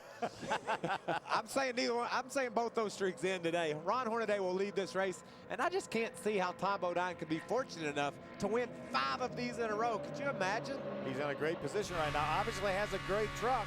Just riding along here. Look, they have a lap truck. They're going to have to move up the racetrack to get around this lap truck. We've got a smoker down on the infield. Tough break, Jason White. Jason White in the 23. Looks like the motor's expired for him. We're also seeing Mike Wallace in that white number 48 getting passed on the inside. Mike's going to try to jump in the tail end of this lead pack. Yeah, he's now the first truck a lap down. He would get the Aaron's lucky dog if Crafton doesn't get to him soon. Be a tough break for Matt Crafton. The field working its way down the back stretch. Adam Alexander. It's been interesting listening to you guys and the observations you're making upstairs about the low lane versus the high lane. Kyle Busch hearing from the spotter stand, the low lane is the way to go. And Colin Brown, the leader who has that pack in tow on the bottom side of the racetrack, is hearing the same thing from both his spotter and crew chief on the stand. They said you are right where you need to be. The low line is the fast one as of now. Krista? Wait, not so fast, Adam. Brian Scott thinks the outside is the place to be, and so does his team. They are pumping their fists in the air every time Brian Scott goes by. He's currently the 3rd truck in that outside lane. He is sticking on the tail of Kyle Busch. Brian Scott, only 1 race here at this track, but it was a top 10. He finished 7th. And remember, he is not just chasing a win. He is chasing Todd Bodine in the points. He is only 10 points out of 4th. Thank you, Krista. I tell you, you guys, obviously, right now, we've got Mike Skinner and Kyle Busch. They have pulled out in front of Colin Brown. I'm sure they're going to be bringing their trucks down as they do right now to the bottom line. They will take over the top 2 spots. But we see these trucks moving around this racetrack, and they're very close, and yet it is so difficult to explain how much of a technique this is to run so close to each other, but still you've got to ride the brakes, and at the same time you got to look behind, you got to look forward. There's so many things going on. There's 100 things going on, Rick, and you're exactly right. It's and so every second mentally it's just taxing. You're trying to make sure you look in every which way, and you can't look every which way. So the drivers right now, this is as tense as it'll be all year long. Whether you're Mike Skinner leading the race or Kyle Busch in second, all the way back to the guys at the back of this pack, everybody is just wide open, flat out mentally right now, trying to figure out what to do next. And that's why this race is so mentally exhausting, way more than physically exhausting. But watch Andy Lally. What a nice run up through the middle of the racetrack he has. Look at Johnny Sauter. He said, how'd you do that? I'm going to try. That worked out pretty good. Andy Lally probably qualified a couple of seconds off the pole. You know, he qualified in the back in a truck that didn't have all the speed it needed. But now look at him. He looked like Superman charging through the middle. How about these Copart trucks lining up on the middle of the racetrack, trying to put that 6th truck behind them on the outside? Now they're running close to 185, 90 miles an hour. Do you see them wiggling around? This isn't just a free ticket. You've got to drive your rear end off, and Todd Bodine's going to inch toward the front of this pack with Ron Hornaday pushing him. Here comes that second line, and now to the way outside goes the 6 of Colin Brown in the Conway Freight Ford F-150. Adam Alexander. It is so interesting when you look at rivalries and then how they play out on a restrictor plate track or a super speedway for the truck series. Todd Bodine and Ron Hornaday over the years have had their run-ins, but when I asked Bodine in the garage this morning, who do you draft best with, he said without hesitation, Ron Hornaday. And here they are hooked up together, bringing the outside lane to the front through the tri-oval. And just one slight miscalculation by one of these drivers who's pushing another. Look at Ron Hornaday right on the back of Todd Bodine down in the center of the corner. One slight miscalculation, just off center a little bit with your push, and you're going to turn a truck around right in the middle of the pack. And look right now, about 4th in line, maybe 5th in line on that outside line is a 6 of Colin Brown. That's why you never know what's going to happen at the end of the race, because Colin was dominating this race. Everybody content to ride along behind him, and then the outside line came, he got shuffled out, and here he is now trying to stay in the top 10.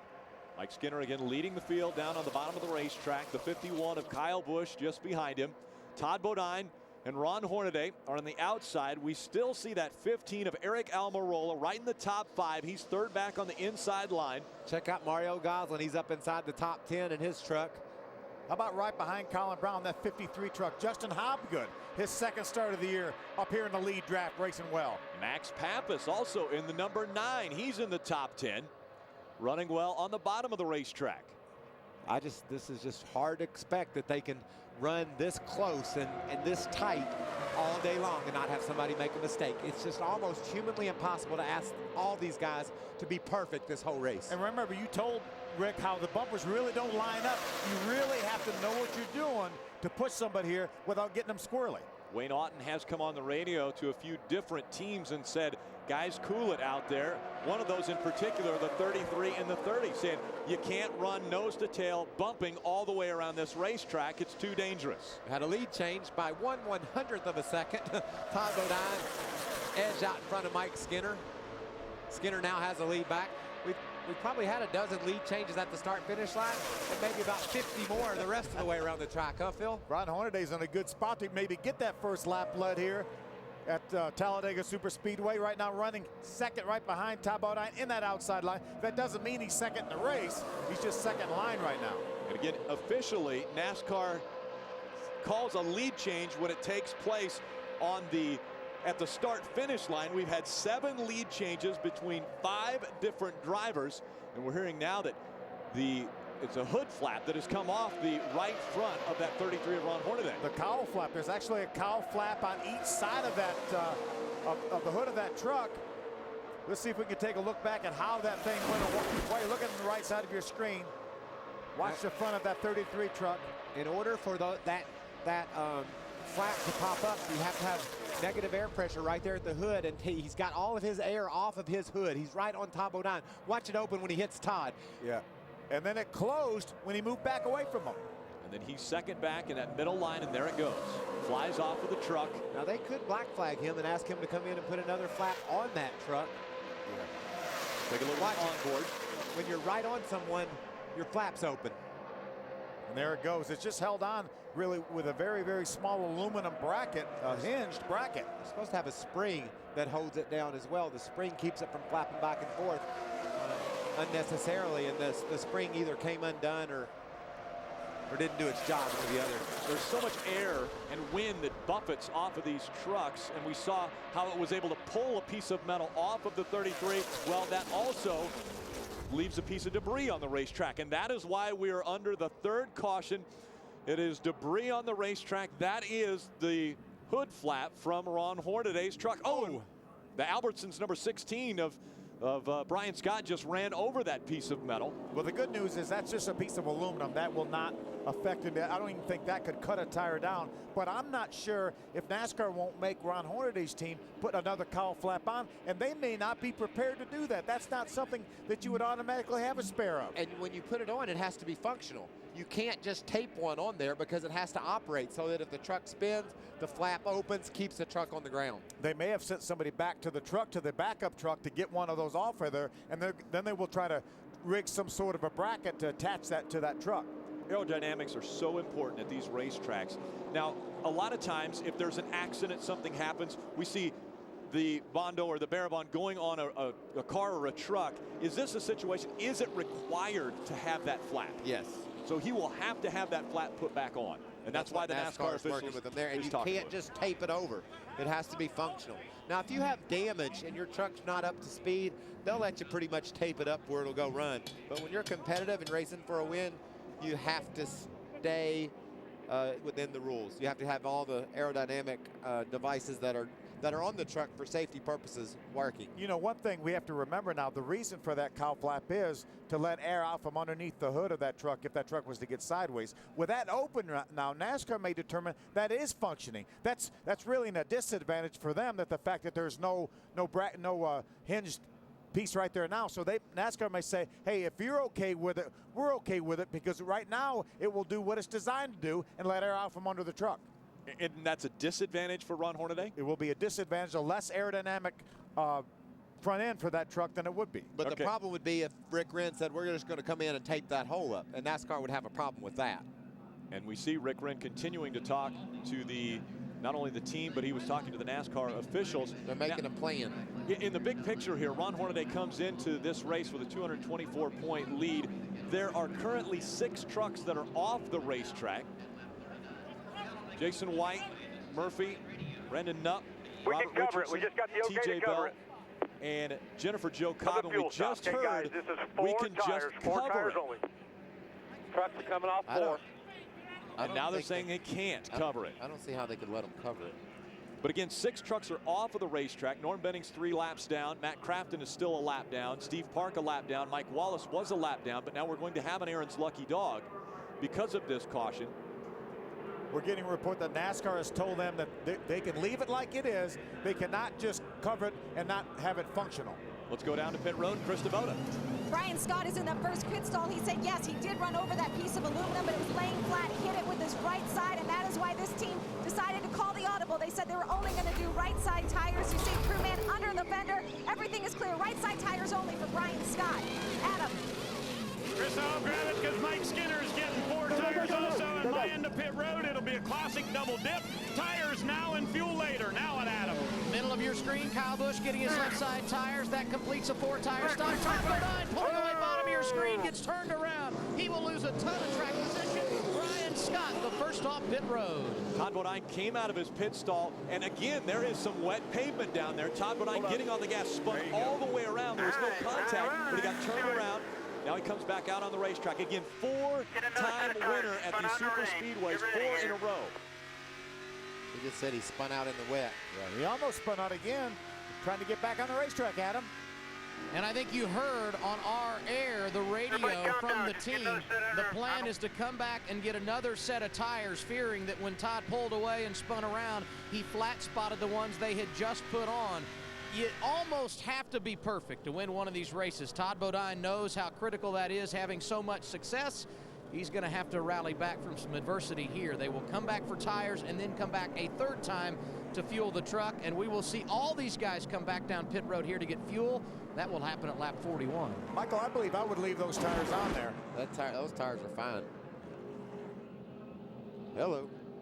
So the only time that you flat spot tires is when you lock them up, because he wasn't going fast enough to just slide sideways and flat spot them. Well, when the tires are brand new, they're very slippery anyway, so it's not going to hurt anything. And we could see we never saw those tires stop turning either. I don't believe I would change tires if I was them. For precaution, they can change them, then they can put them. They can also put those back on if they need to. But you know, we heard Adam talking about you have to be perfect to win one of these things. If you're going to make a mistake, you better make it in the first half. And get your then put together a perfect race from there on out. You can get a mulligan or 2 if it's just amounts to what Todd just did. He can still win this darn race. 6 laps away from halfway in this race. Let's go to Krista. 1 can of fuel and part of the second for Brian Scott. They made the right side tire change on the first time. They came back in to get 1.5 cans of fuel. Ray. Here's the situation on the 33. They do not have to replace that flap. NASCAR told them that it was an operable flap beginning. They cannot cover it, but they can leave it just the way it is. Lots of fuel going in. Hornaday stalls his truck. They'll push him here, try to refire. He's going to lose a couple of spots, but they're allowed to leave it the way it is. Adam? Kyle Busch got fuel only on his 2nd trip down pit road. Brian Scott holds serve. Busch was 2nd, Skinner 3rd as they exit at lap 41. So the truck's continuing to come off of pit road, a little bit wet pit road, and around goes Todd Bodine, but he's back going the right direction. Bones having a little fun with our camera crew. Rick Wren, not so much fun right now here at Talladega.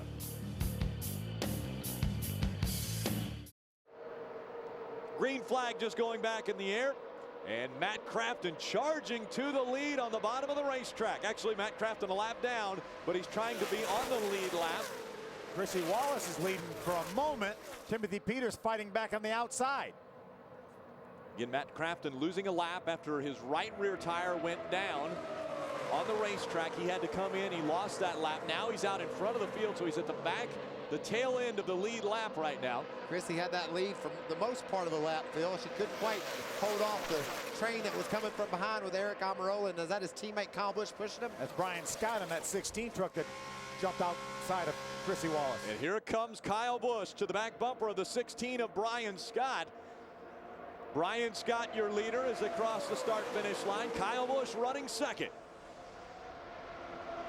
Mike Skinner lined up behind Kyle Busch in the third position on the inside row. There's Timothy Peters on the outside. Chad McCumbee, the 07 T-Wee Chevrolet, right behind him.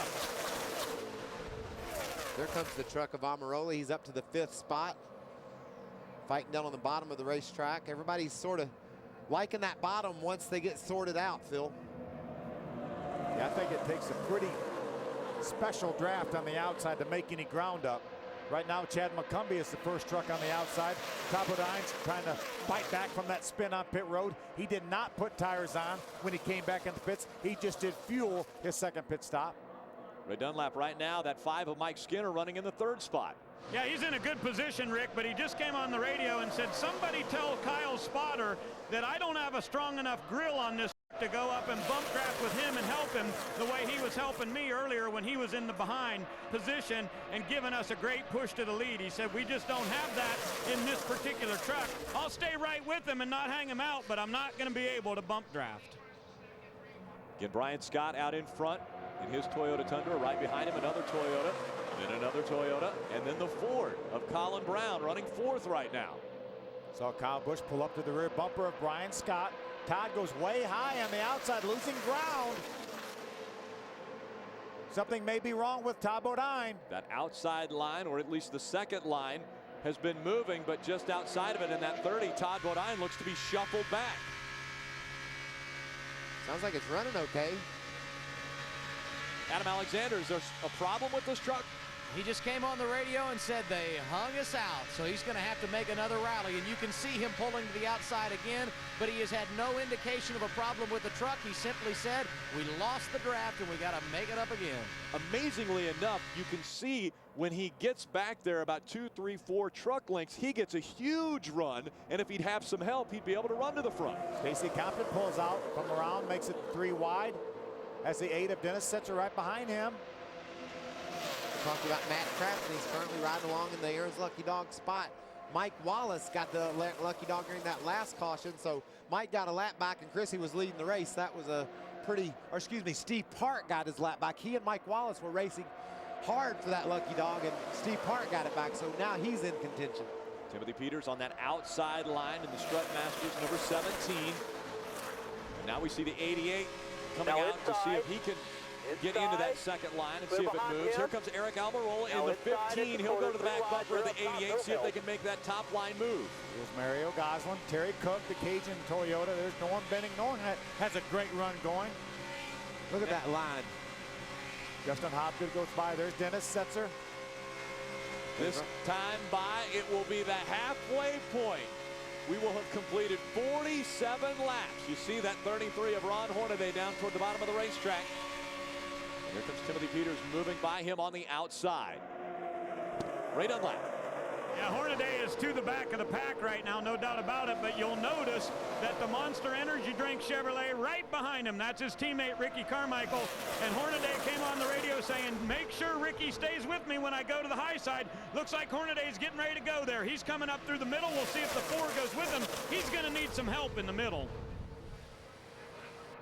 How about Matt Crafton trying to get that truck toward the front? Wow, we saw a little. These two have. Yeah, we saw a bobble early on by the 33 of Hornaday's team with a foot flap coming off, and now Crafton moves all the way to the front of the field. Again, he has to get a lap back, though. He's 1 lap down. He's trying to race back that lap. That's a nice push by Eric Almirola. I think that 15 truck is by far one of the strongest trucks we have in the field right now. That's the biggest push I've seen today. Crafton on the nose of Eric Almirola. They drove all the way to the front. Check that out.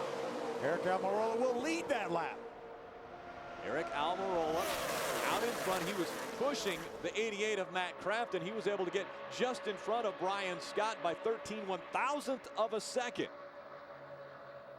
Oh, look at Terry Cook. Terry Cook looking to the inside, trying to go in the middle. Eric Almirola and Matt Crafton closing the door now. Check out Crafton's, excuse me, Almirola's hood flaps. His nose flaps are flopping up and down just like Hornaday's did when he was tucked up underneath the truck. So those things are vulnerable to flop around if you get really close to a truck in front of you.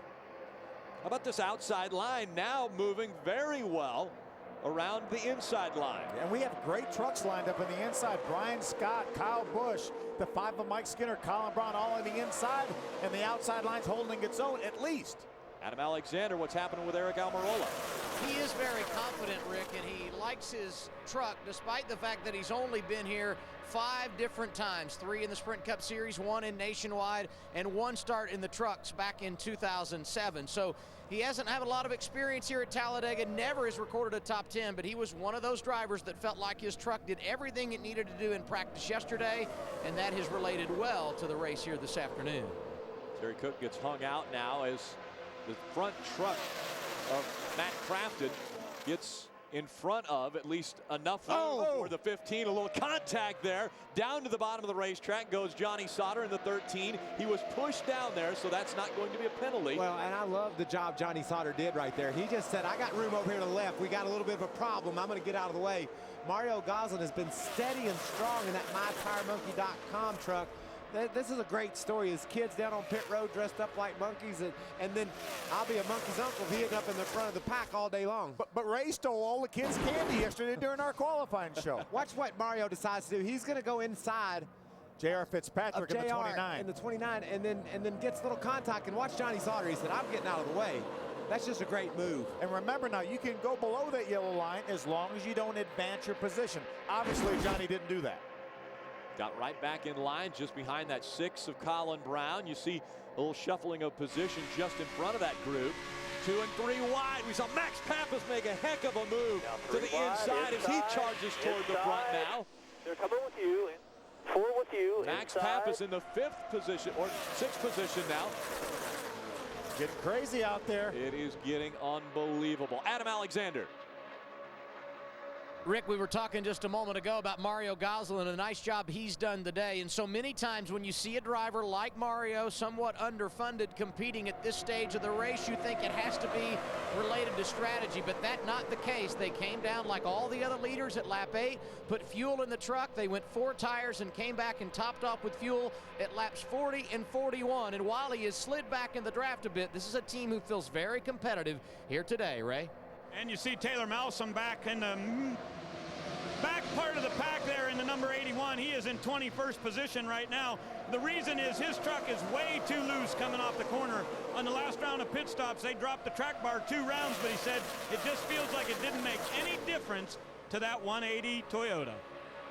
Usually handling isn't as much of a factor here at Talladega as it is a lot of other tracks, but one of those things gets loose up in the middle of that draft, and you got your hands full. Max Pappas, looking for a line right now. He wants to stay in front of somebody and see if that line will move. He jumps in front of the 33 of Ron Hornaday, and now Hornaday says, no, I'm not going to stay behind you, but they'll get shuffled back. That's Todd his Bodine teammate, moves Todd up there. Bodine right behind Max. Looks like Todd doesn't want to run with his teammate either. He went a little going high on Max. Max is going to pull a bit down to the inside, but Terry Cook now is taking that spot in the middle of the racetrack. Todd's going to go around the outside and make it 4 wide. 4 wide through the tri-oval across the stripe. Again, Matt Crafton is at the tail end of the lead lap. Our race leader is Eric Almirola. Brian Scott, Kyle Busch, Mike Skinner, Colin Brown are your top 5 as they cross the stripe. Johnny Sauter, Chad McCumbee, Stacy Compton, Mario Goslin, and Terry Cook are your top 10 at Talladega Superspeedway. Only 41 laps remain to find out who will visit Victory Lane today. Happy Halloween, everyone. Brian Cutler piloting the Goodyear blimp here. Aerial coverage provided by Goodyear, the official tire of NASCAR. New Fuel Max tires help you have a winning fuel strategy. His co-pilot looked a little skinny. He's having some fun with us here on our broadcast. I think his arm's going to be tired here momentarily. Getting tired might be Johnny Sauter having to go from the front to the back to the front to the back. Right now in the middle of the pack. You're right, Rick. He's been all over the place. He's got the guy that ran him down in the infield pushing him now. So they were about to run over each other. Now they're pushing each other. Stacy Compton's leading that pack on the outside. Has Todd Bodine, the 30, right behind him. Todd and Ron Hornaday were making some real good progress up through there. I saw Stacy Compton pull out. It slowed their progress, and actually Ron has now fallen some 6 or 7 trucks behind Todd. Adam Alexander, what's happening with Chad McCumbee? Nothing, and that's a good thing. It's been a quiet day for them, but solid as we have come to expect from that 07 group. Chad McCumbee behind the wheel makes them a player week in and week out. He has not been behind the wheel of that truck throughout the year because of funding issues. After starting 12th today, he has moved up into the top 7. He's doing it quietly, and I wouldn't be surprised if he's a player before this thing's over with. That's a mess. Yeah, things are all but quiet on the racetrack right now. We saw TJ Bell. He's back on the racetrack. He's quite a few laps down. He had the problem early on where his tire went down. He was on pit road. They had a lot of work to do on that right front of that truck, but he's back out there. And a lot of guys had to avoid there when they went by him. Look at those trucks trying to protect that inside at all, all they can, making sure they're staying exactly on that yellow line and sometimes under it. You can go under it as long as you don't advance your position. So they're just hedging their bet a little bit, making sure they've got that inside blocked off. They don't want anybody getting a run on the inside of them. That fun sand Chevy Silverado of Johnny Sauter back to the bottom of the racetrack, Krista. Rick, you guys were talking about Sauter having to go back and forth from the front to the back. He's also having to go side to side. His truck has been running a little bit hot. About 8 laps ago, he had to peek outside to the outside line just to cool the truck down. He said he thinks he'll be fine as long as he can continue to just kind of keep poking in and out to try to cool his truck down. We saw Mario Goslin in that number 12 move up the racetrack. That meant that Ron Hornaday, who was out there, had to move even further up, and so he's hung out on the outside. Now he'll try to tack onto one of these lines and see if he can stay with the pack. Man, Ron's just not having a good day. He just hasn't been able to get anything going to get up toward the front. Made a couple of good runs, but it's falling apart. And these guys right now are running over 192 average around here. Remember, the pole was less than 180. Now you wonder if Rick Wren's formulating a plan, Phil, to get that cow flat back on that truck. He just doesn't have the speed, it doesn't appear right now, to go up there and contend. I don't believe in the draft that truck even knows there isn't a cow flap on there. I think the air goes over the truck. I really don't think that's important, but you got to start scratching your head if you're that team and thinking, what do we have to do to get Ron up toward the front? Or does he want to go up toward the front? Is he happy right now? Is he laying back right now, knowing that we have 34 laps to go? There's going to be another pit stop. He may just be content to lay back right now. We're within one final pit stop. All these trucks can make it to the finish. I'm going to guess gas only on this last pit stop, and they're all going to be all are going to be ready to fight to the finish. Hornaday's running at the tail end of that lead pack with a 200 and some point lead. That's refreshing as a race driver, isn't it? And remember, his closest pursuer, Matt Crafton, is actually running behind him because he's on the tail end of the lead lap, leading this pack around here. Yeah, Matt Crafton in that tied number 88, his Chevy Silverado in front of the pack, but he's actually a lap down, or at least almost a lap down. We see some sheet metal problems with Mike Wallace's truck just behind that left fender. That's something that NASCAR will look at. I'm sure NASCAR is going to bring that truck in because that looks like that could fly off that truck. Potential black flag coming up for Mike Wallace in the 48. And another reason is obviously if that comes off, it may not cause anybody problems, but it will be debris on the racetrack.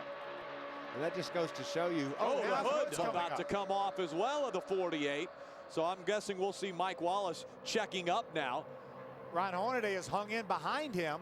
The sun coming out, the black flag for the 48 also coming out. That truck's falling apart. It had all it could take. First of all, the left front fender fell off, and then the hood blew off of it. Sun coming out here on Halloween in Talladega, Alabama. In front of the field, it's still the 15 of Eric Almirola. He is the truck one behind Matt Crafton, who's at the tail end of the lead lap. And where is Kyle Busch? Well, he's running third. Adam Alexander.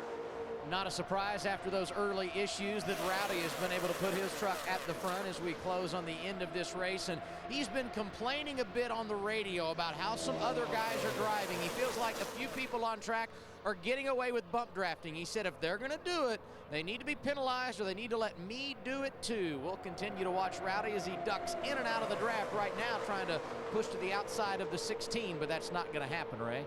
And pinned right behind Rowdy Busch is at number 5, PC Myler Toyota of Mike Skinner, and his engine temperature going up gradually Mike said he's worried that he may have a piece of debris on there, so he's been running up right on the back bumper of the 51 to try to get it loose, but water temperature continuing to climb for Skinner. How about that run that Terry Cook has on the outside? He and Talladega, that propels Terry to the lead. Terry Cook was scored as your race leader the last time by the start-finish line. And again, right now, Eric Almirola in the 15 is in front of Terry Cook. Those two are battling for the lead. It's Matt Crafton that's at the tail end of the lead lap. And now they start to shuffle for position down the backstretch. Eric Almirola got a shove in the back from Brian Scott, almost turned him sideways. Right to stay in line. Amazingly enough, the sun out here at Talladega. Terry Cook in front of the 88 of Matt. Problems. Colin Brown gets sideways into the infield. It looks like Taylor Malsom's going to make contact with the inside wall. That's that bump drafting gone awry there, I have to believe. No doubt. Unfortunately, Taylor's going to be the one that's going to really pay the price. Put tires on. Colin Brown, I don't think, got any damage out of that. Just got turned around sideways. Did you see Matt Crafton driving the heck out of that truck down there in the middle of the turn? His hands were going all over the place. There you see the 6 on pit road. Going to do 4 tires. We just heard 4,600. You can see the left rear corner there, Rick, of his bed of his truck looks like it's bent up. Left rear fender. It's got some damage. Window net down, and we're seeing Taylor Malsom climbing out of that truck. That's a good sign. Here comes the 6 for work on that truck. Adam. And Mike Beam always does a good job. He is the crew chief for Colin Brown. He said, let's put tires on it. We'll get a good look at the damage, and then we'll come back and repair that left rear quarter panel. As you can see, it's pulled out, and he just asked the spotter, where's the pace truck? He wants to know exactly how much time they have to work on it before they need to send Colin on his way so he does not lose a lap. Aerodynamically sensitive are these trucks everywhere, but in particular here at Talladega, this incident may very well have taken Colin out of an opportunity to get the victory from the pole. Let's take another look. Goodyear giving us a shot here of what just took place. A big hit from the 6 on the 5, and then he checked up, and right behind him was Chad McCumbee. And then Ricky Carmichael gets in the back of Taylor Malsom. Nothing Ricky can do at that point. You can't see through these trucks. Ricky had no idea what all was going on in front of him, and got in the back of Taylor. Just a chain reaction deal. You see the pack seized up. See everything happening up there. Ricky Carmichael has no idea all this is going on. Again, contact made between the 6 and the 07. Chad McCumbee may have some front end damage, at least cosmetic damage to the front of that truck as he got into the back of the 6. Pit road is not open yet. This will be, we're in the window now. This will be the last round of pit stops for all these guys. See the 6 making his way around the racetrack once again. It was the 6 and the 81 that got sideways, both of them going to the infield. Yeah, they really want to get that quarter panel fixed now. As sensitive as these trucks are aerodynamically, you don't want that parachute out there behind that left rear tire. Aaron's lucky dog goes to Matt Crafton. Again, the leaders were able to get by Matt, and so that put him a lap down. Now Aaron's is going to give him that lap back, so he'll be on the lead lap once again. See the drivers preparing for potentially their final trip onto pit road. Matt Crafton found himself a lap down after a flat tire. Now he thinks he can win the race. Set up there and led the thing. Was at the front of the field for a long time. He certainly knows now he has a truck he can win with. He'll have to do it from the back here with just less than 30 to go. Now fuel being put into the 6. This will be their final stop. They're working on the left rear as far as the sheet metal, trying to get that as close as they can to They good. need to just get it tucked back in behind that left rear tire so it doesn't act like a parachute. They're going to put a lot of the X-Flex on there. And they're putting it on, it looks like the deck lid. Is that to hold it down just in case? Just piecing it all together, making sure he has all the aerodynamic good that he can get out of it. Here comes the rest of the field behind him. Let's go down to Chris Devoda. Plan for the 16 was 4 tires, but about 30 seconds ago, crew chief Jeff Hensley said to his driver, Brian Scott, we're going to get two lefts. The hell with it, right? Just the opposite plan for Terry Cook. Danny Rollins wanted right sides only, but Terry said under slow speeds he had a real bad vibration, so they're going to go with 4 tires on this pit stop. They'll come back around soon for fuel. Adam? Top of your screen, the leader is Todd Bodine. He too is going to get fuel only. They are good to go the distance. They told him clean the grill, and when you pull away, get a tear off the windshield. The race off pit road sees Brian Scott, Todd Bodine, and David Starr. 1, 2, 3. Mike Skinner, Kyle Busch. I think I like fuel only right here, Phil. I do too. And we know that Brian Scott's going to come back in. Got Watch Terry contact. Cook. There's contact. I saw his truck smoking. Or no, it's smoking anyway. Yeah, we see smoke coming out of the 25 just when he was coming off of pit road. A lot of smoke. That's not just moisture on pit road. He'll have to come back to the pits and figure that one out. The team will probably go back under the hood of that truck. We'll find out what's happening. The guys on pit road will take care of giving you that story when we come back to Talladega.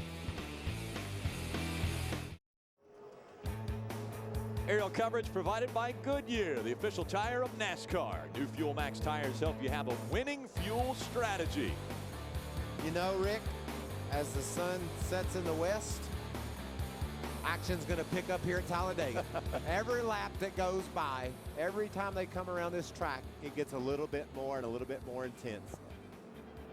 Well, now NASCAR On Speed is always on, like everybody on the racetrack, with NASCAR On Speed broadband, a free super site for the hardcore fan. Get the best of NASCAR On Speed, plus exclusive videos you can't get anywhere else. Log on now to the video section of speedtv.com or NASCAR.com. How about the sun breaking through? Just a partly cloudy sky over Talladega Superspeedway. Let's go back trackside to Ray Dunlap. Well, Rick, just to update the 25, Terry Cook said when he comes back into the pit area under deceleration, he gets a really bad vibration. He thinks it might be the rear end gear going bad on that Cajun Industries truck. They took a look at it, checked it up, and they couldn't see any fluid or any problems there. So Danny says you got what you got. Kristen? Ray, for the 16 on Halloween, it is definitely a trick, not a treat. Brian Scott has just been told he's been caught speeding. He will go to the tail end of the longest line. Difficult situation there for Brian Scott, so he'll have to serve his penalty. Again, we talked earlier about the Copart Challenge of Champions between Hornaday and Bodine. As they're running on the racetrack, Hornaday still with a 61-point lead over Todd Bodine. Hornaday looking pretty good right now as far as winning that Copart Challenge of Champions. Again, Ron Hornaday's favorite charity, Victory Junction Gang Camp. $5,000 goes to the charity of whichever driver comes out the winner, courtesy of Copart. I won some money for the camp the other day on Who's Smarter Than a Fifth Grader. Did you see it? You know what? I missed that show. You were supposed to call me when it was coming on. I was able to donate $30,000 to the Victory Junction Gang Camp. That's a lot of kids that get to go to Colin Patty's camp. American Cancer Society is the charity that Todd Bodine is racing for. You can see the red helmet. I mean, the pink helmet. I'm sorry, that Todd's going to, I think, auction off, try to raise a little more money. Breast Cancer Awareness Month, October. And Todd Bodine helping out that cause. Ray Dunlap. Great move for Ron Hornaday. Remember, guys, he was clear in the back, and with just a lap or two to go before that caution came out, he made a really good run up through the pack. They came into the pits in 14th, and a great job by the pit crew. They got him out. He'll restart 9th here in that Copart Chevrolet. You know, if you look at things right now, it seems like the world's all going to stay the same. Todd Bodine's looking like he's in pretty good shape. Ron hasn't led yet. to win his 5th one here, and Ron still ain't led. And you said both of those could not happen, you said. No, and I was probably wrong. 25 laps, actually 24 when they get to the stripe. And you just got to watch these next 24 laps. This is going to be the best. This is going to be what NASCAR Camping World Truck Series racing is all about. These guys are going to turn up the volume. 24 trucks on the lead lap right now. Led by Todd Bodine in that Copart Toyota Tundra. Just behind him, David Starr, Mike Skinner, Kyle Busch, and Eric Almirola. They're your top 5. Green in the air.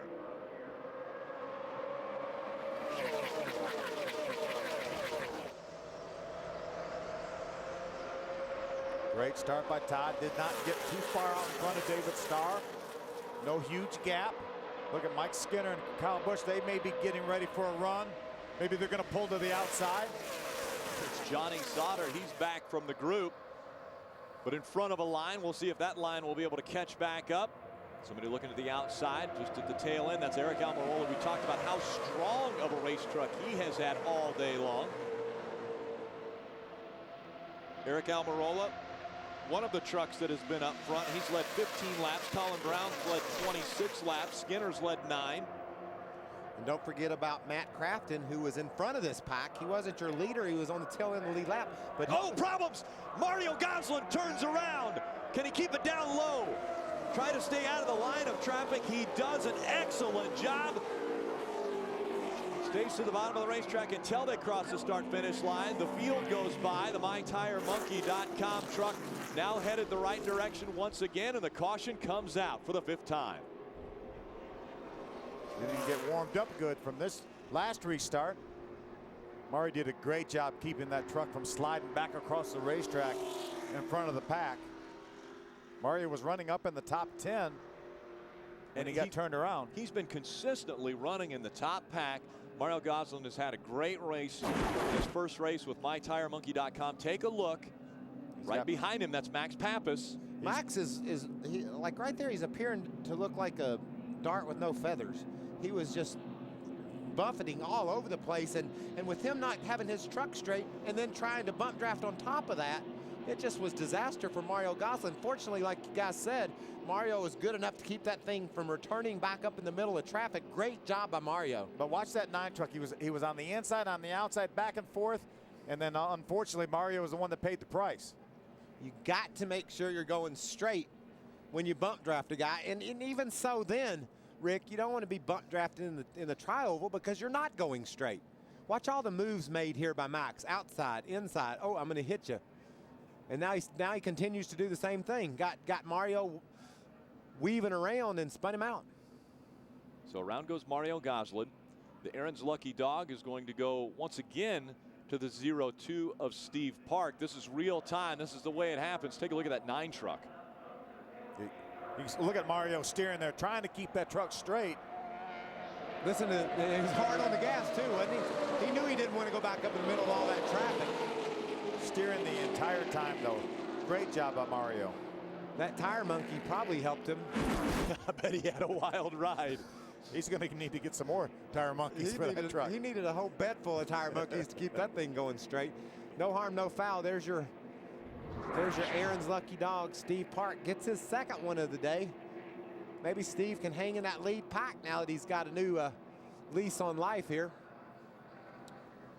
So the 0-2 of Steve Park will make his way by the pack. He'll get a lap back. Well, the fans are getting exactly what they wanted from Talladega, side-by-side racing.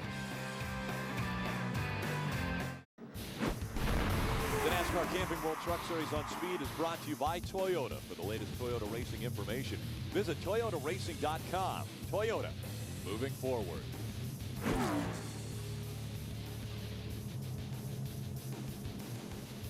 They're working on the set at the speed stage. It is a special Halloween edition. That was Jeff Hammond, wasn't it? I don't think Jeff Hammond's ever been that, well, I can't say that thin. Oh, no. Oh my goodness.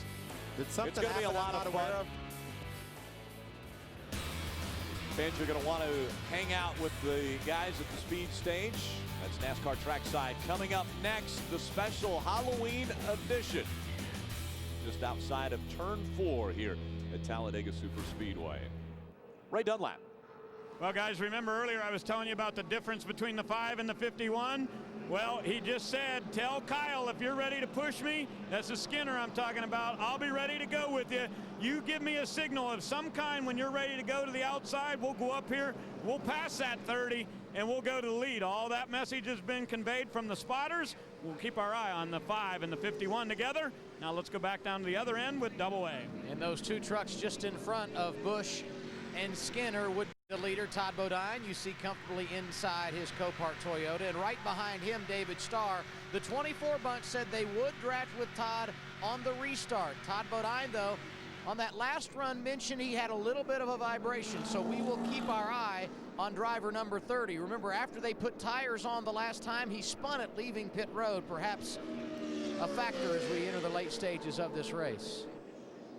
And Todd Bodine, when he came onto pit road, he was actually running third, and then with the miscue on pit road, he dropped way back in the field, but it hasn't affected Todd Bodine because he's been able to figure out how to get back up front. He's been really one of the stronger trucks on that upper lane, Phil. Every time he goes to the high side, whether he's pushing or leading, he's able to get those trucks to the front.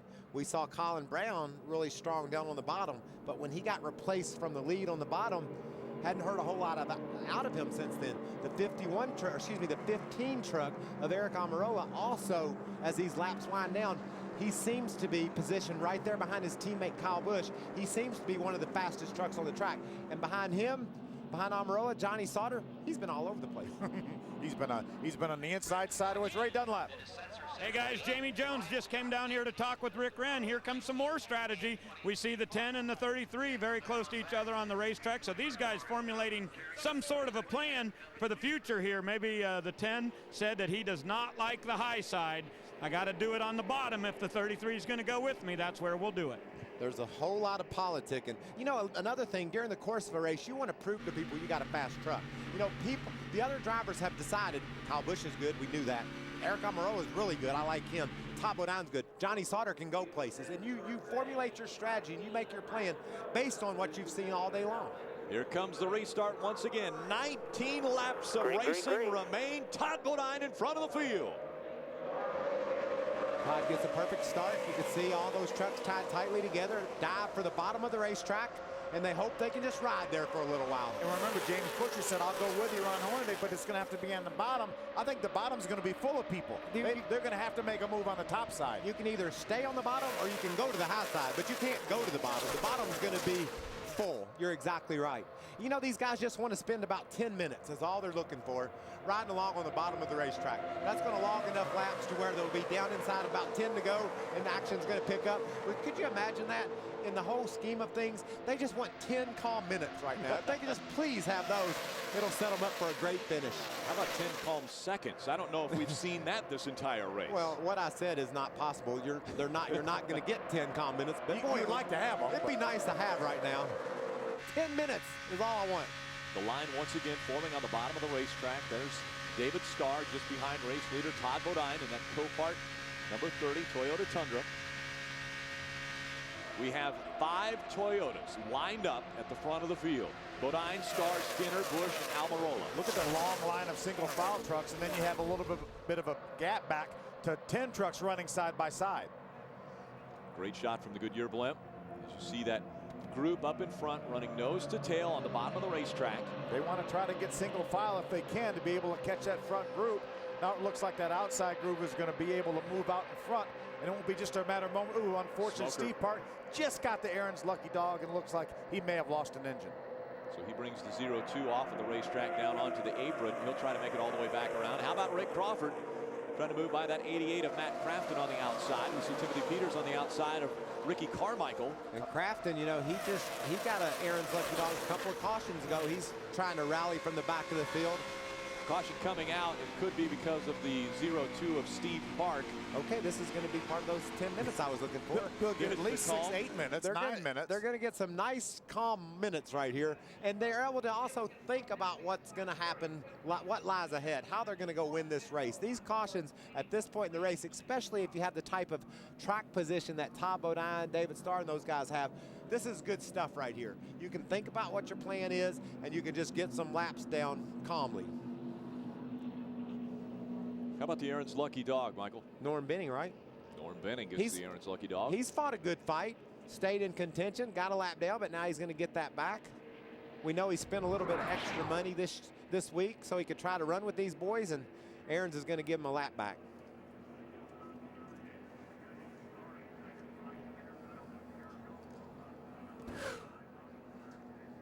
Well, next Saturday, the World of Outlaw sprint cars and late models in the season with a bang. It's the greatest show on dirt. Don't miss the World of Outlaws World Finals next Saturday, 8 Eastern, only on Speed. Would have been mud if they would have run today as the rains came early on, but after the clouds have opened up a little bit here and allowed some sun onto the racetrack. It's turned into a fairly nice fall day in Talladega, Alabama, as we wind down the laps. Just 16 remain here for the Camping World Truck Series. Just the 4th visit for this series to Talladega on a Halloween evening. Let's go back trackside to Adam Alexander. A minute ago, Michael Waltrip was talking about the caution being a good thing so everyone can paint their picture of a plan over these last handful of laps, and that might be good for Billy Blue Motorsports, making their 300th start in the series today. Driver Eric Almirola in the 15, running in the 5th spot behind his teammate Kyle Busch. You would think teammates together is a good thing. The only problem is Eric, under that last caution said, how is this supposed to work? Am I supposed to read his mind? We need to figure out what this teamwork thing is all about. I would guess they will work together. I'm just not sure either knows at this stage exactly how that's going to happen. Well, and Eric Almirola, one of the drivers that has not been to victory lane in the Camping World Truck Series, and maybe he could add his name to the list. There's some more politicking taking place, it looks like, between the 10 team and the 33 team. And they're still running together right now. Ron Hornaday being shown in 8th and James Busher being shown in 9th. And Ron Hornaday racing for the Victory Junction Gang Camp as part of the Copart Challenge of Champions. $5,000 could be donated to his favorite charity. We've talked about the 13 of Johnny Sauter moving all over the racetrack. Chris Devoto, what are they talking about for these final laps? Well, what they're talking about is trying to find a dance partner. Johnny Sauter was getting pushes from the Mario Gosselin, so when he left the track, Johnny was left without a drafting partner, trying to hook up with his teammate Matt Crafton, currently running 13th. Johnny is 6th. Johnny and his team very aware that right now Sauter is surrounded by Toyotas. Sauter and Crafton are Chevrolets. Another great shot of the speed stage area. We want to thank our aerial coverage being provided by Goodyear, the official tire of NASCAR. New Fuel Max tires help you have a winning fuel strategy. What a great picture. What great pictures we've had from the blimp today, huh? The trucks on the track, all the excitement of a NASCAR weekend here at Talladega, the fun at the speed stage, Hammond's Grave. Should be a fun evening. If you're in the Talladega area, why don't you come over and join us? We saw some crime fighters today too, and some villains. We were very, I guess, thankful to be a part of a lot of fun during the setup. I really look forward to the opportunity speed gives us to be goofballs. We want to take a look at how we are doing with, again, just 15 laps of racing to go. Todd Bodine looking to make it 5 in a row at Superspeedways. He's out in front. David Starr running 2nd. Mike Skinner, Kyle Busch, and Eric Almirola are your top 5. Phil, I wonder if Todd needs a little bit of water temperature in that truck. We see him on the right up behind the pace truck. He might not have quite enough tape on it. He doesn't want that engine oil temperature to drop down. It might be a possibility he's either bored and is trying to keep himself entertained by following right behind the pace truck, or he's right on it trying to keep his water and oil temperature up a little bit so that he's ready to go racing when they throw the green. Yeah, he may very well have that, and certainly he knows he's not going to come to pit road to put any tape on it for sure. Looking at the final laps from Talladega Superspeedway, the Mountain Dew 250 presented on speed by Yamaha. Started out fairly tame, and then side by side, little bump drafting between the trucks, and now the final laps. Stick with us. NASCAR officials have just given the field 1 to go for the Mountain Dew 250 presented on speed by Yamaha. It's turned out to be a pretty nice afternoon in Talladega, Alabama, as the sun is setting. Michael, you gave me that nice cue. Let me see if we can make contact with David Starr. Hey, David Starr, Phil Parsons up in the speed booth. You have a copy? Yeah, go ahead, Phil. Have a great run going, man. That Toyota, that Zachary Toyota up there. You're right behind the guy that's won 4 of these in a row here at Daytona.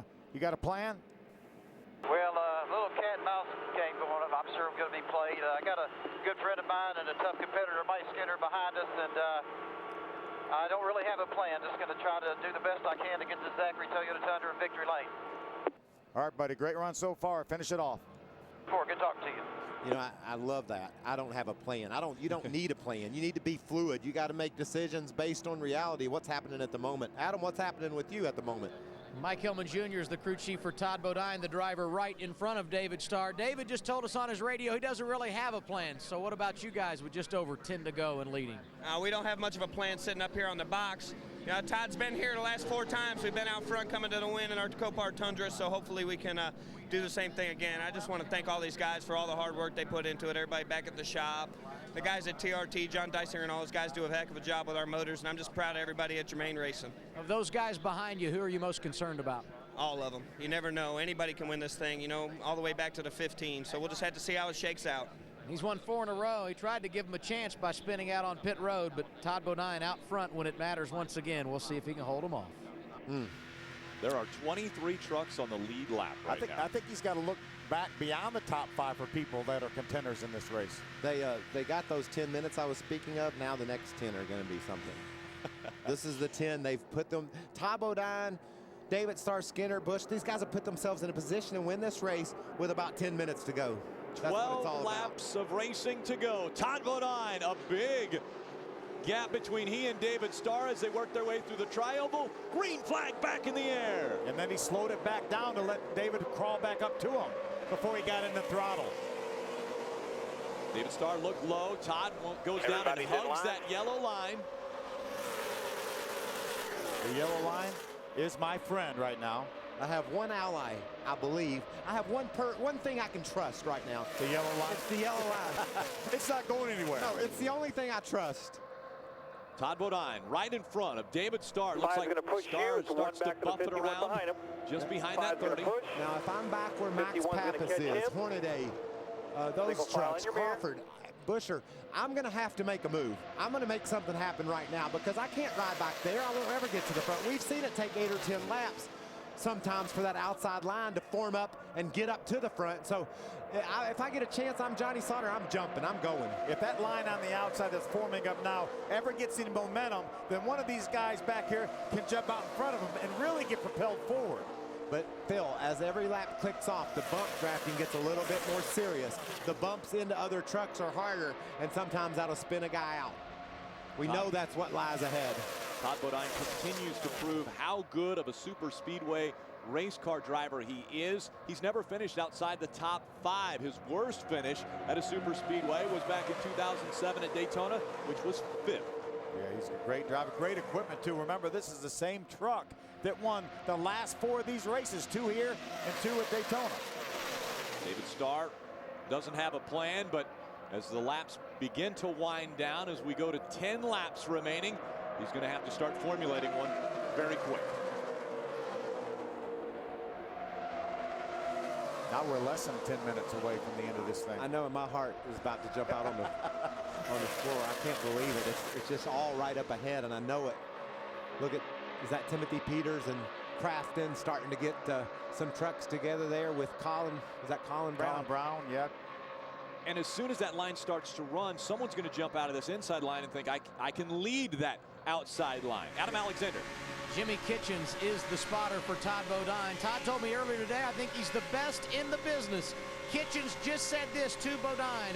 I don't think that 24, referring to David Starr, who's right behind him on track, is going to go with you. I think he's going to do what the guys behind him want to do. Just make sure you pay attention.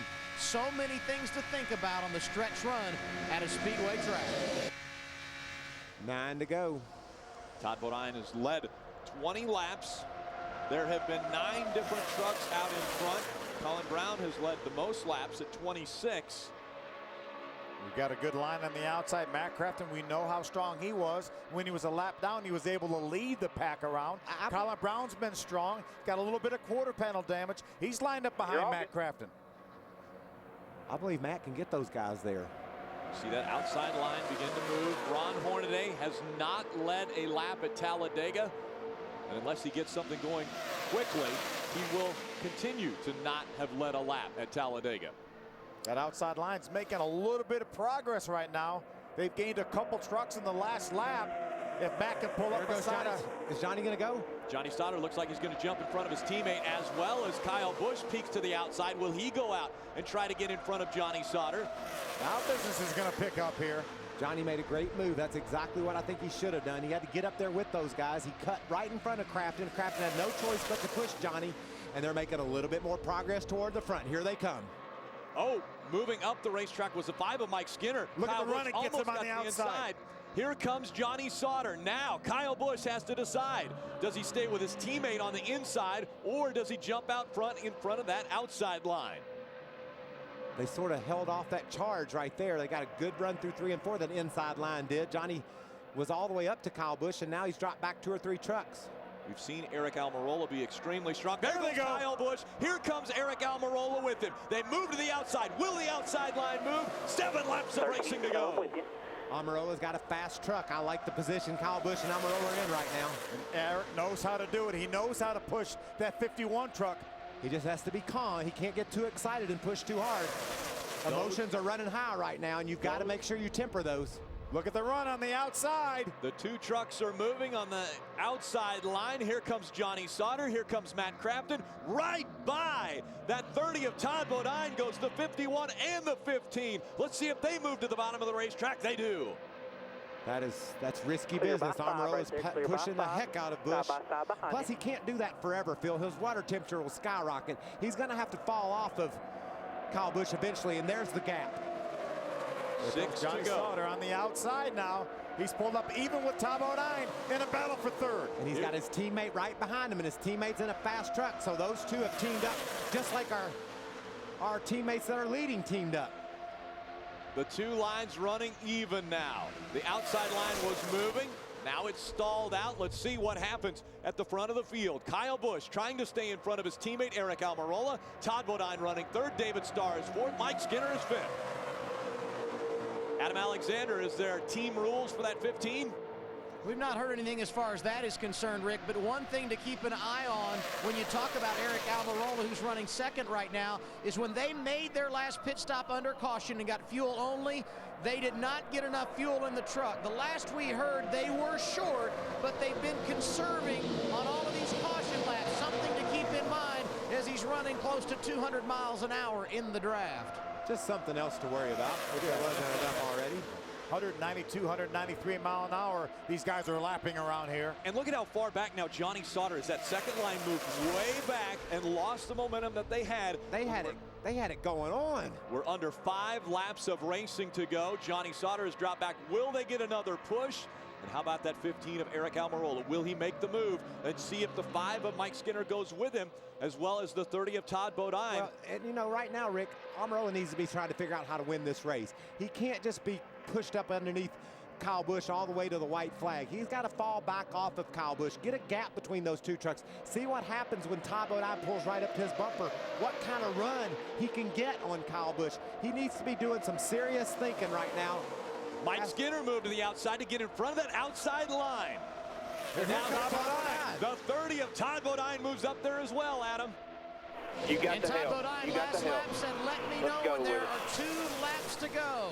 That's obviously not the case right now. Still 4 remaining, but Bodine trying to make his move to the outside, and we have trouble on the back straightaway. Problems for the 14 and the 5. Now they all bottle up behind them. The 16's into the wall. Hornaday, your championship leader, is into the wall. A lot of damage on the back stretch. Oh, and Max Pappas gets into the 5 of Mike Skinner as they're slowing down the back stretch. Wow. Johnny Sauter was trying to get back in line in the middle. There was some contact made. What happened off turn 2 was Bodine got a bump draft off of turn 2 that shot him wide off the turn. And then when he tried to get everything, that bunched them all up. And then everybody started scrambling for positions after that. A lot of damage to that Geico Toyota, as well as the Copart Chevrolet of our point leader, Ron Hornaday. Guys, I would expect they're going to have to red flag this, because we're so close to the end of this race, and there's a lot of debris that's going to have to be cleaned up. They want to finish under green flag conditions. Yeah, Eric Almirola is hoping they red flag it because he's got some gas fuel issues he's concerned with. Look at the way this truck's bent. Yeah, the Mobile, Alabama native of Rick Crawford with a lot of damage to that truck. We see Ricky Carmichael on pit road. They're doing a tire change for him. That crash started with, I think, a bad bump draft into the back of Todd Bodine off 2. Timothy Peters in the 17. That's strutmaster.com. Toyota Tundra on pit road. Ray Dunlap, what about our point leader? Well, they know that the right front is not moving on that Copart Chevrolet, but they think that it may be just body damage that's holding that wheel. So they've got to get that cleared out and find out whether or not there's damage to the actual suspension or whether it's just the body on the wheel. They're going to try to figure that out and see if Hornaday can continue. Lots and lots of damage for Mike Skinner. I think his day is going to be over, guys. Yeah, Mike already had some damage, and then Max Pappas came along and really drilled the 5 truck. Further damage. You see Max moving around in the truck right there when the net's down. A lot of work being done to Skinner's truck, but it might not be enough, at least enough time. Mike Skinner coming in 3rd in the point standings behind Matt Kraft. And what's going on with the 33 team, Ray? Well, they just Danny Stockman, the truck chief, just came on and said the right front suspension is absolutely junk. He said the spindle won't turn at all, so it appears the Copart Chevrolet will be done. They may go behind the wall to try to work on it, but it appears that it's not going to roll at all, and by the time they could get that replaced, this race will be over. There are 24 trucks that were running on the racetrack. Now, Ron Hornaday is on pit road, and that truck is bad. We've got a problem for Hornaday. Could this be the situation that Matt Crafton has been looking for? Obviously, bad news for Hornaday, good news for Crafton. Well, Matt Crafton knew that Ron Hornaday was going to have some sort of trouble to get back in contention. Right now, Ron Hornaday probably will fall back to about the 24th position, something like that, and that's going to allow Matt Crafton to gain points. But I tell you, with 3 races to go after here, that's still a pretty big hill to climb. Max Kraft. Darn, it's knocked a good chunk out of it. Now it's reasonable to think maybe you could catch him. This is our problem. Watch right of your screen. Johnny Sauter in the 13 gets into the quarter panel of Mike Skinner. Look at Crafton slide by barely on the outside. Colin Brown barely through the hole. Ooh, look at Rick Crawford's rear end lift up off the ground. Ricky Carmichael takes a spin. A little bit of damage on that truck. Timothy Peters involved. Timothy Peters, our winner from last week, crashed this week. So look at him coming straight at you down the backstretch. It looked like the 30 of Top Bodine and Skinner washed up to the high side, and they wanted to get back over there to the inside. And when Skinner went to the inside, Max Pappas just running into the side of that 5 truck. There's another, you can see right there, Johnny Sauter got bumped around. Then he got into the 5 of Mike Skinner. Mike got into the 14 of Rick Crawford. Chad McCumbee comes along, he's involved. Brian Scott, there's the 16 truck, the 33 of Hornaday. Looks like James Busher, very little damage. And then here comes Max along. Here's real time. Most of these crashes happen on the straightaway, it seems, Phil. And it's amazing. You wouldn't think that would happen, but it does. People scrambling to try to get back in line. It looked like Skinner was trying to get over toward that bottom line. And Sauter was determined to stay in that hole. Ron Horday's Copart Chevrolet right there, along with him. In Johnny Sauter's defense, we're talking 2 or 3 laps to go. He backs off the gas right there. You know, obviously, watch. See Skinner, he's on the outside. He was trying to pull back over in line behind Todd, and Johnny had tried to close that hole up, tried to take that hole from him.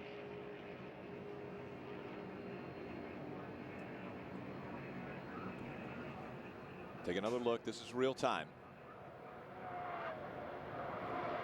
That's just, I mean, it's really difficult to assess exactly who to blame that on. I mean, Skinner was trying to pull over a little bit. Johnny was in there a little bit. They got together and it caused a big crash.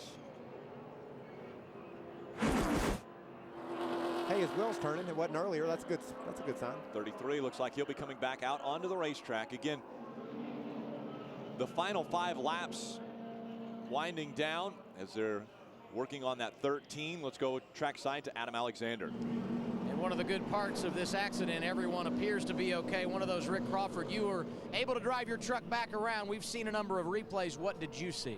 Well, it was just rolling. I didn't see anything, Adam. I was in line on the bottom as far down as the yellow line that I could go. I finally found out what the big one is in Talladega and not cause it. So it must have happened beside me or something. And I seen him get squirrely, but I was as low as I could go, and there wasn't much to it. The Durastar International Trucking Engine, Ford F-150, the 5.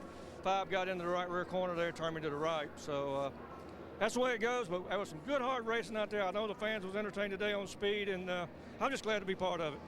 I'm glad you're okay, Rick. That was Appreciate everything. Thank you. That was a great view because Todd Bodine got a bump from Mike Skinner. It turned him sideways. That moved them up the racetrack. And it also slowed all their momentum. The bad bump draft off turn 2 started that, and it didn't material. The wreck didn't materialize until they got on down the straightaway a little bit. It caused them their momentum, and then they all tried to get back over to the inside, and there just was too many trucks. And Johnny tried to take up that hole in the middle of the racetrack that they left when they slid up the racetrack. And then Mike Skinner tried to get back in line behind Todd, and that's where the initial contact came that caused this accident. See a couple of the trucks, Chad McCumbee and Max Pappas's trucks being pulled back behind the wall into the infield. There's the 5 of Mike Skinner, that PC Myler Navigator on pit road. Bobby, got to get it up. Come on. Hear the radio communication as they're working on that truck. And really, obviously, there's no chance that this truck is going to win, but they want to get it back out there in contention at least for laps to finish because they're 3rd in the points, and it could be a big point day for them. Yeah, and that's what they do. That's what all these guys are going to do. They're going to try to get these things fixed, get back out there, get the best finish they can. Let's take another look at from the blimp. Watch this bump right now coming from the 5 to the 30. Remember, they're right tucked down. Watch the 30 go to the right. Yeah. Right he gets sideways now, and Skinner follows him. Johnny's going to try to take that hole up in the middle. Skinner's just trying to get back in line behind the 30, and that's where the initial contact came. And around they go. Numerous trucks involved in this one. You can see 8 of them right there. And Max Pappas in the 5. You see him. I'm not so sure what happens here. Max Pappas looks like he was under control. Looks like he got back in the throttle to try to get back around here. There's another view. You see Johnny wiggling. Then he hits the 5 truck. That turns the 5 into the 14 of Rick Crawford. A couple guys do a nice job. Watch that white truck right behind Johnny Sauter. Stacy Compton and the 25 of Terry Cook, who do a great job getting through this accident without any contact. Yeah, Colin Brown also a spectacular job in the 6 truck making it by. You can see that started it right there. And then it doesn't happen until seconds later. Well, Colin Brown, you're right. He did a nice job avoiding that incident. He moved even higher. He was already up against the wall. Here's Rick Crawford. Here's what he felt. Listen in. And just think about Rick Crawford, guys. Wide open, going straight down the straightaway against the yellow line, minding his own business. All of a sudden, he's almost upside down. A wild ride for Crawford. Watch this look right here. Here comes the bump. That's the bump that's going to turn Todd sideways. He moves up, Skinner moves up, then Skinner tries to move back down, and Johnny has already stuck his nose in there. They make the contact. And watch Max. He's spinning at the beginning of the wreck, and it looked like he's going to get lucky and get through it. See Skinner riding along backwards on the racetrack. Here comes Max. And right into the left rear of that 5 of Mike Skinner. Look at those. Look at the black marks. Yeah, the safety crew's working on, the track officials working on cleaning up this mess that was on the backstretch. You mentioned all the tire marks on that backstretch where guys were going different directions. The 33 back out on the racetrack, right? A good bit of damage there, Rick, but Ron Hornaday saying it's rolling okay. Now, when Danny Stockman, the truck chief, got under there, he said the right front sway bar arm was completely worn off. So Rick Wren is cautioning Ron Hornaday that it may be steering okay and running all right now, but if we go back to green here, be very, very careful. Don't get yourself hurt. They're thinking it's okay to roll right now, but Hornaday has no idea what this truck will do once they get back up to speed. It was 224 points, the point difference between Hornaday and Crafton when they started this race. As they're running on the racetrack now, it's 178 points that separate them. One of the drivers that was involved in this most recent incident, already out of his truck and out of the infield care center, Chad McCumbie's with Chris Devoda. That's right, Rick. Chad McCumbie out of the care center. Chad, so frustrating when you get that close to the finish of a race, especially here at a restrictor plate track. What did you see from your vantage point? Well, coming off of 2, I seen them guys get together and seen Todd start to move around, and I thought we were going to be okay, and then it seemed like it took them a while to wreck, and once they did wreck, I mean, there was just nothing we could do. I hate it that we're getting TV time like this for the T-Wee Chevrolet and SS Greenlight Racing, but got to thank everybody that came on board with us to help us get through this year, and we've had a real good one, and I think we're think we're in position to get at least top 10 there. We had put ourselves, I felt like we needed to be in whatever line the 6 truck was in, and we got together with the 6 over there. Got to apologize to him for that. I seen nothing. The next thing I know, I was beside him. So it was sun gets really bad over there that time of day, and like I said, just hate it for all the folks at TUE and ASI Limited and Spectrum Maxo Nebo. I was hoping we'd get a good one. All right, I know it's frustrating. Good news, Chad. Texas, one of your best tracks, is next. Adam? Kyle Busch leads this field. His teammate right behind him, Eric Almirola. Busch said on the radio, I want us to finish 1-2, but in order for that to happen, Almirola is going to have to push me off of turn 4 to the win. As far as fuel mileage is concerned for Eric, I just talked to his crew chief, Doug George. I said, how close is it? He said, all these caution laps certainly aren't helping me any. And again, we've already gone past lap 95. This one was scheduled to go only to 94. We can see the moon pretty clearly here on Halloween. Let's go back to the infield and Chris Devoto. Max Pappas just emerging from the care center. Max, it looked like you were going to get through all that, and then at the last minute, and here it's so close to the end of the race. What happened? I mean, first of all, I was really excited. You know, the Geico Toyota was running so well. I was really happy for what I was doing. You know, gaining experience, and the guys gave me a really good truck. Unfortunately, looked like that. Basically, I saw Todd getting tangled up sideways, and after I saw a truck hitting me, went sideways, and I had a puncture. And I was trying to gather it back and going to the pit, but I couldn't steer anymore the truck, and I hit the 5. And it's too bad, you know. Like now we hope that maybe Todd can bring one home, you know. But it was a great run for the Geico Toyota. I had a blast and I learned a lot. Unfortunately, we have a towed-up truck, but I hope we're still, you know, I enjoyed it a lot, and except for the last 30 seconds. All right, thanks, Max. Mateo's waiting for you. First green-white checkered ever at Talladega Superspeedway. Kyle Busch just in front of Eric Almirola. Green flag back in the air. Or if I'm Kyle Busch, I'm awfully glad I've got my teammate behind me. There's a bunch of other trucks that aren't his teammates, though. Well, Kyle Busch made a decision with about 7-8 laps to go. He hadn't figured out how to win this race yet. He's always been trailing on the last lap. I think he decided he wanted to be leading on the last lap to try to figure out how to win it. Strategy here, stay on the bottom of the racetrack the whole time? Definitely. Or do you try to block? Oh, both. I mean, you're going to go wherever the trucks behind you go. You're going to commit to stay on that bottom line if you're leading, but then here comes somebody you're going to have to block. Todd Bodine goes up high. Eric Almirola tries to block him. They go through the speedy dry. No problems there. Here comes Bodine to the outside of Kyle Busch for the lead. Coming down to 1 lap to go. Come on, still got some help. A huge run for Todd Bodine. He had help from the 88. Now he moves in front of Kyle Busch. He makes the pass. 1 lap of racing to go when they cross the stripe. Todd Bodine looking to make it 5 in a row on the super speedways. Anything happens now, it's Todd Bodine's race. The caution flies, he wins. Matt Crafton still has a bit of a run on the outside. He's even with the 51 of Kyle Busch. And he has Colin Brown behind him, one of the stronger trucks today. Can that outside line move? Down the backstretch they go. Look at them all moving around, all the bump drafting going on. Todd Bodine, Kyle Busch, 1 and 2 down the backstretch. Here comes the 88 of Matt Crafton. A good push from the 6 of Colin Brown. He gets shuffled back. Todd Bodine goes up high. Now they're moving 2 and 3 wide out of turn 4. Todd Bodine hugging that yellow line as they come out of turn 4. Just the triangle to go.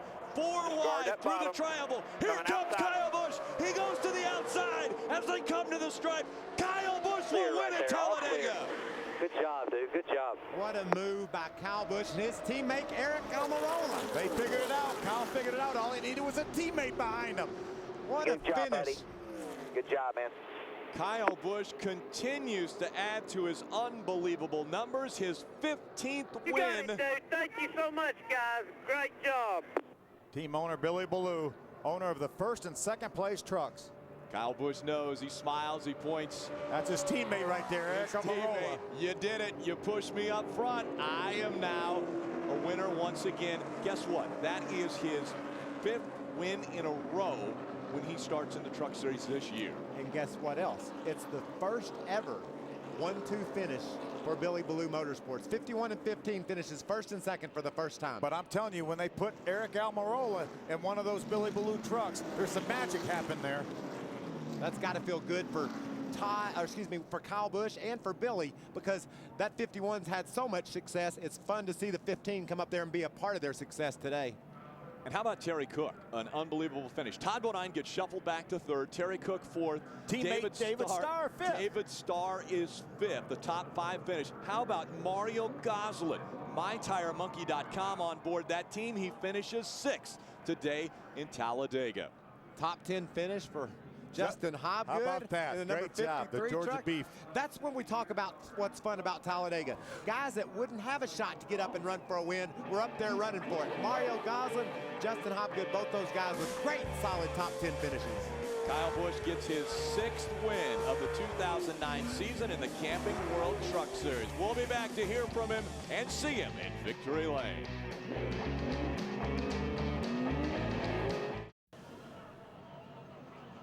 Trackside boys getting ready for their Halloween edition. How about, well, I'm not even going to go through the names because we're not really sure what all of those folks are dressed up as. What's Larry? I think he's Freddy Krueger.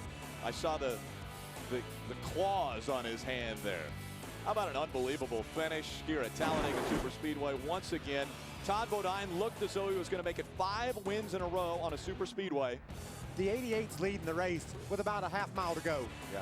Right now, 88's leading the race. He got pushed up the track by Todd Bodine. Great job by Todd Bodine right there to push him up, then get to the bottom of the racetrack. And I bet you Todd's feeling pretty good about winning this race about right now. And I thought that may have been a move to win the race, but look at the run. Eric Almirola pushes his teammate, Kyle Busch, by Todd Bodine to get 1st and 2nd. What a great finish. Adam Alexander, let's hear from you down in victory lane.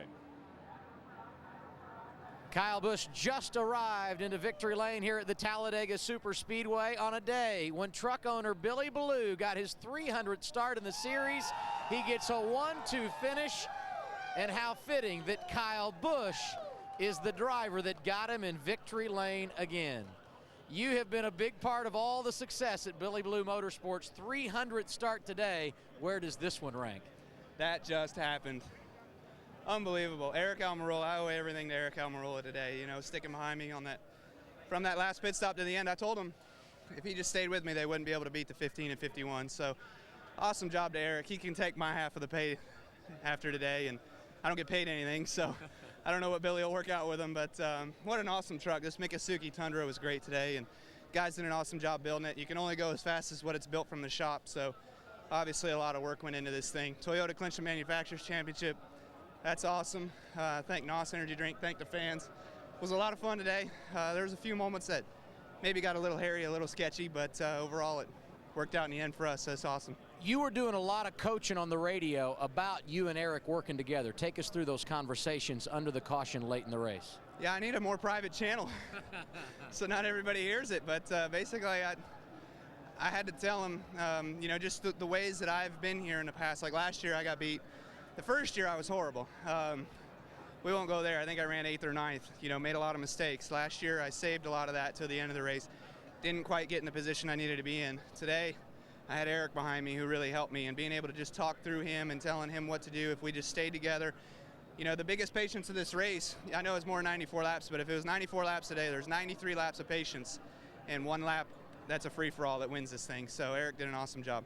You spent some time back in the pack when the front end of the truck was dragging early. How anxious were you going through the field?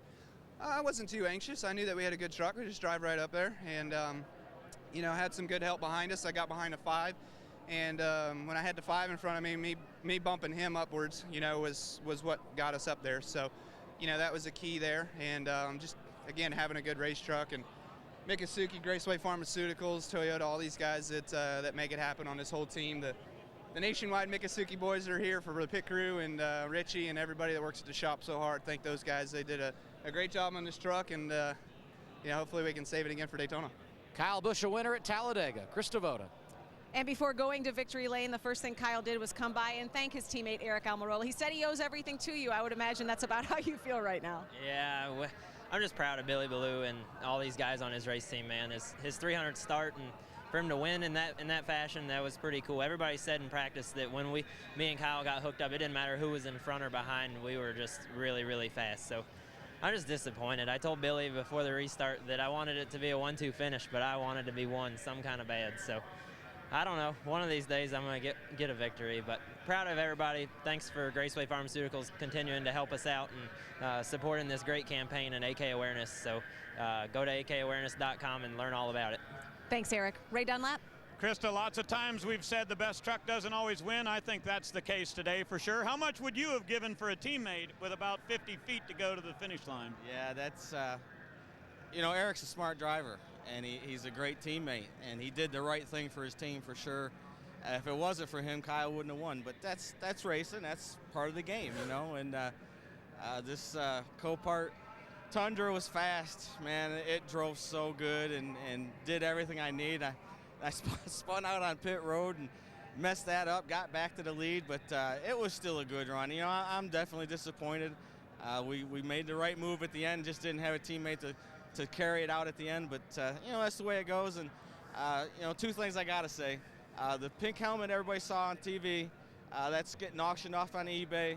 We need to get some money for cancer awareness, and I want to say hey to LZ's mom. All right. The Evil Onion earlier played along with our game. He almost got another victory here at Talladega.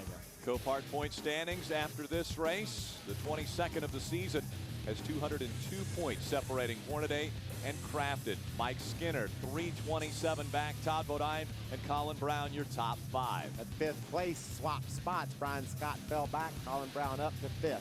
Our next race is from Texas Motor Speedway, the WinStar World 350. You won't want to miss that. We expected an unbelievable race. Once the rains went away, that's exactly what we got. A push from your teammate means Kyle Busch goes to victory lane in the Camping World Truck Series. It's down to the final 3, but the road to Homestead leads through Texas. Ron Hornaday may have a stronghold on the championship right now, but that can all change in just one race. You won't want to miss 1 second of the final 3 races. Blink, and everything could change. It all starts next week in Texas with the setup at 8:30, live on Speed. Be there.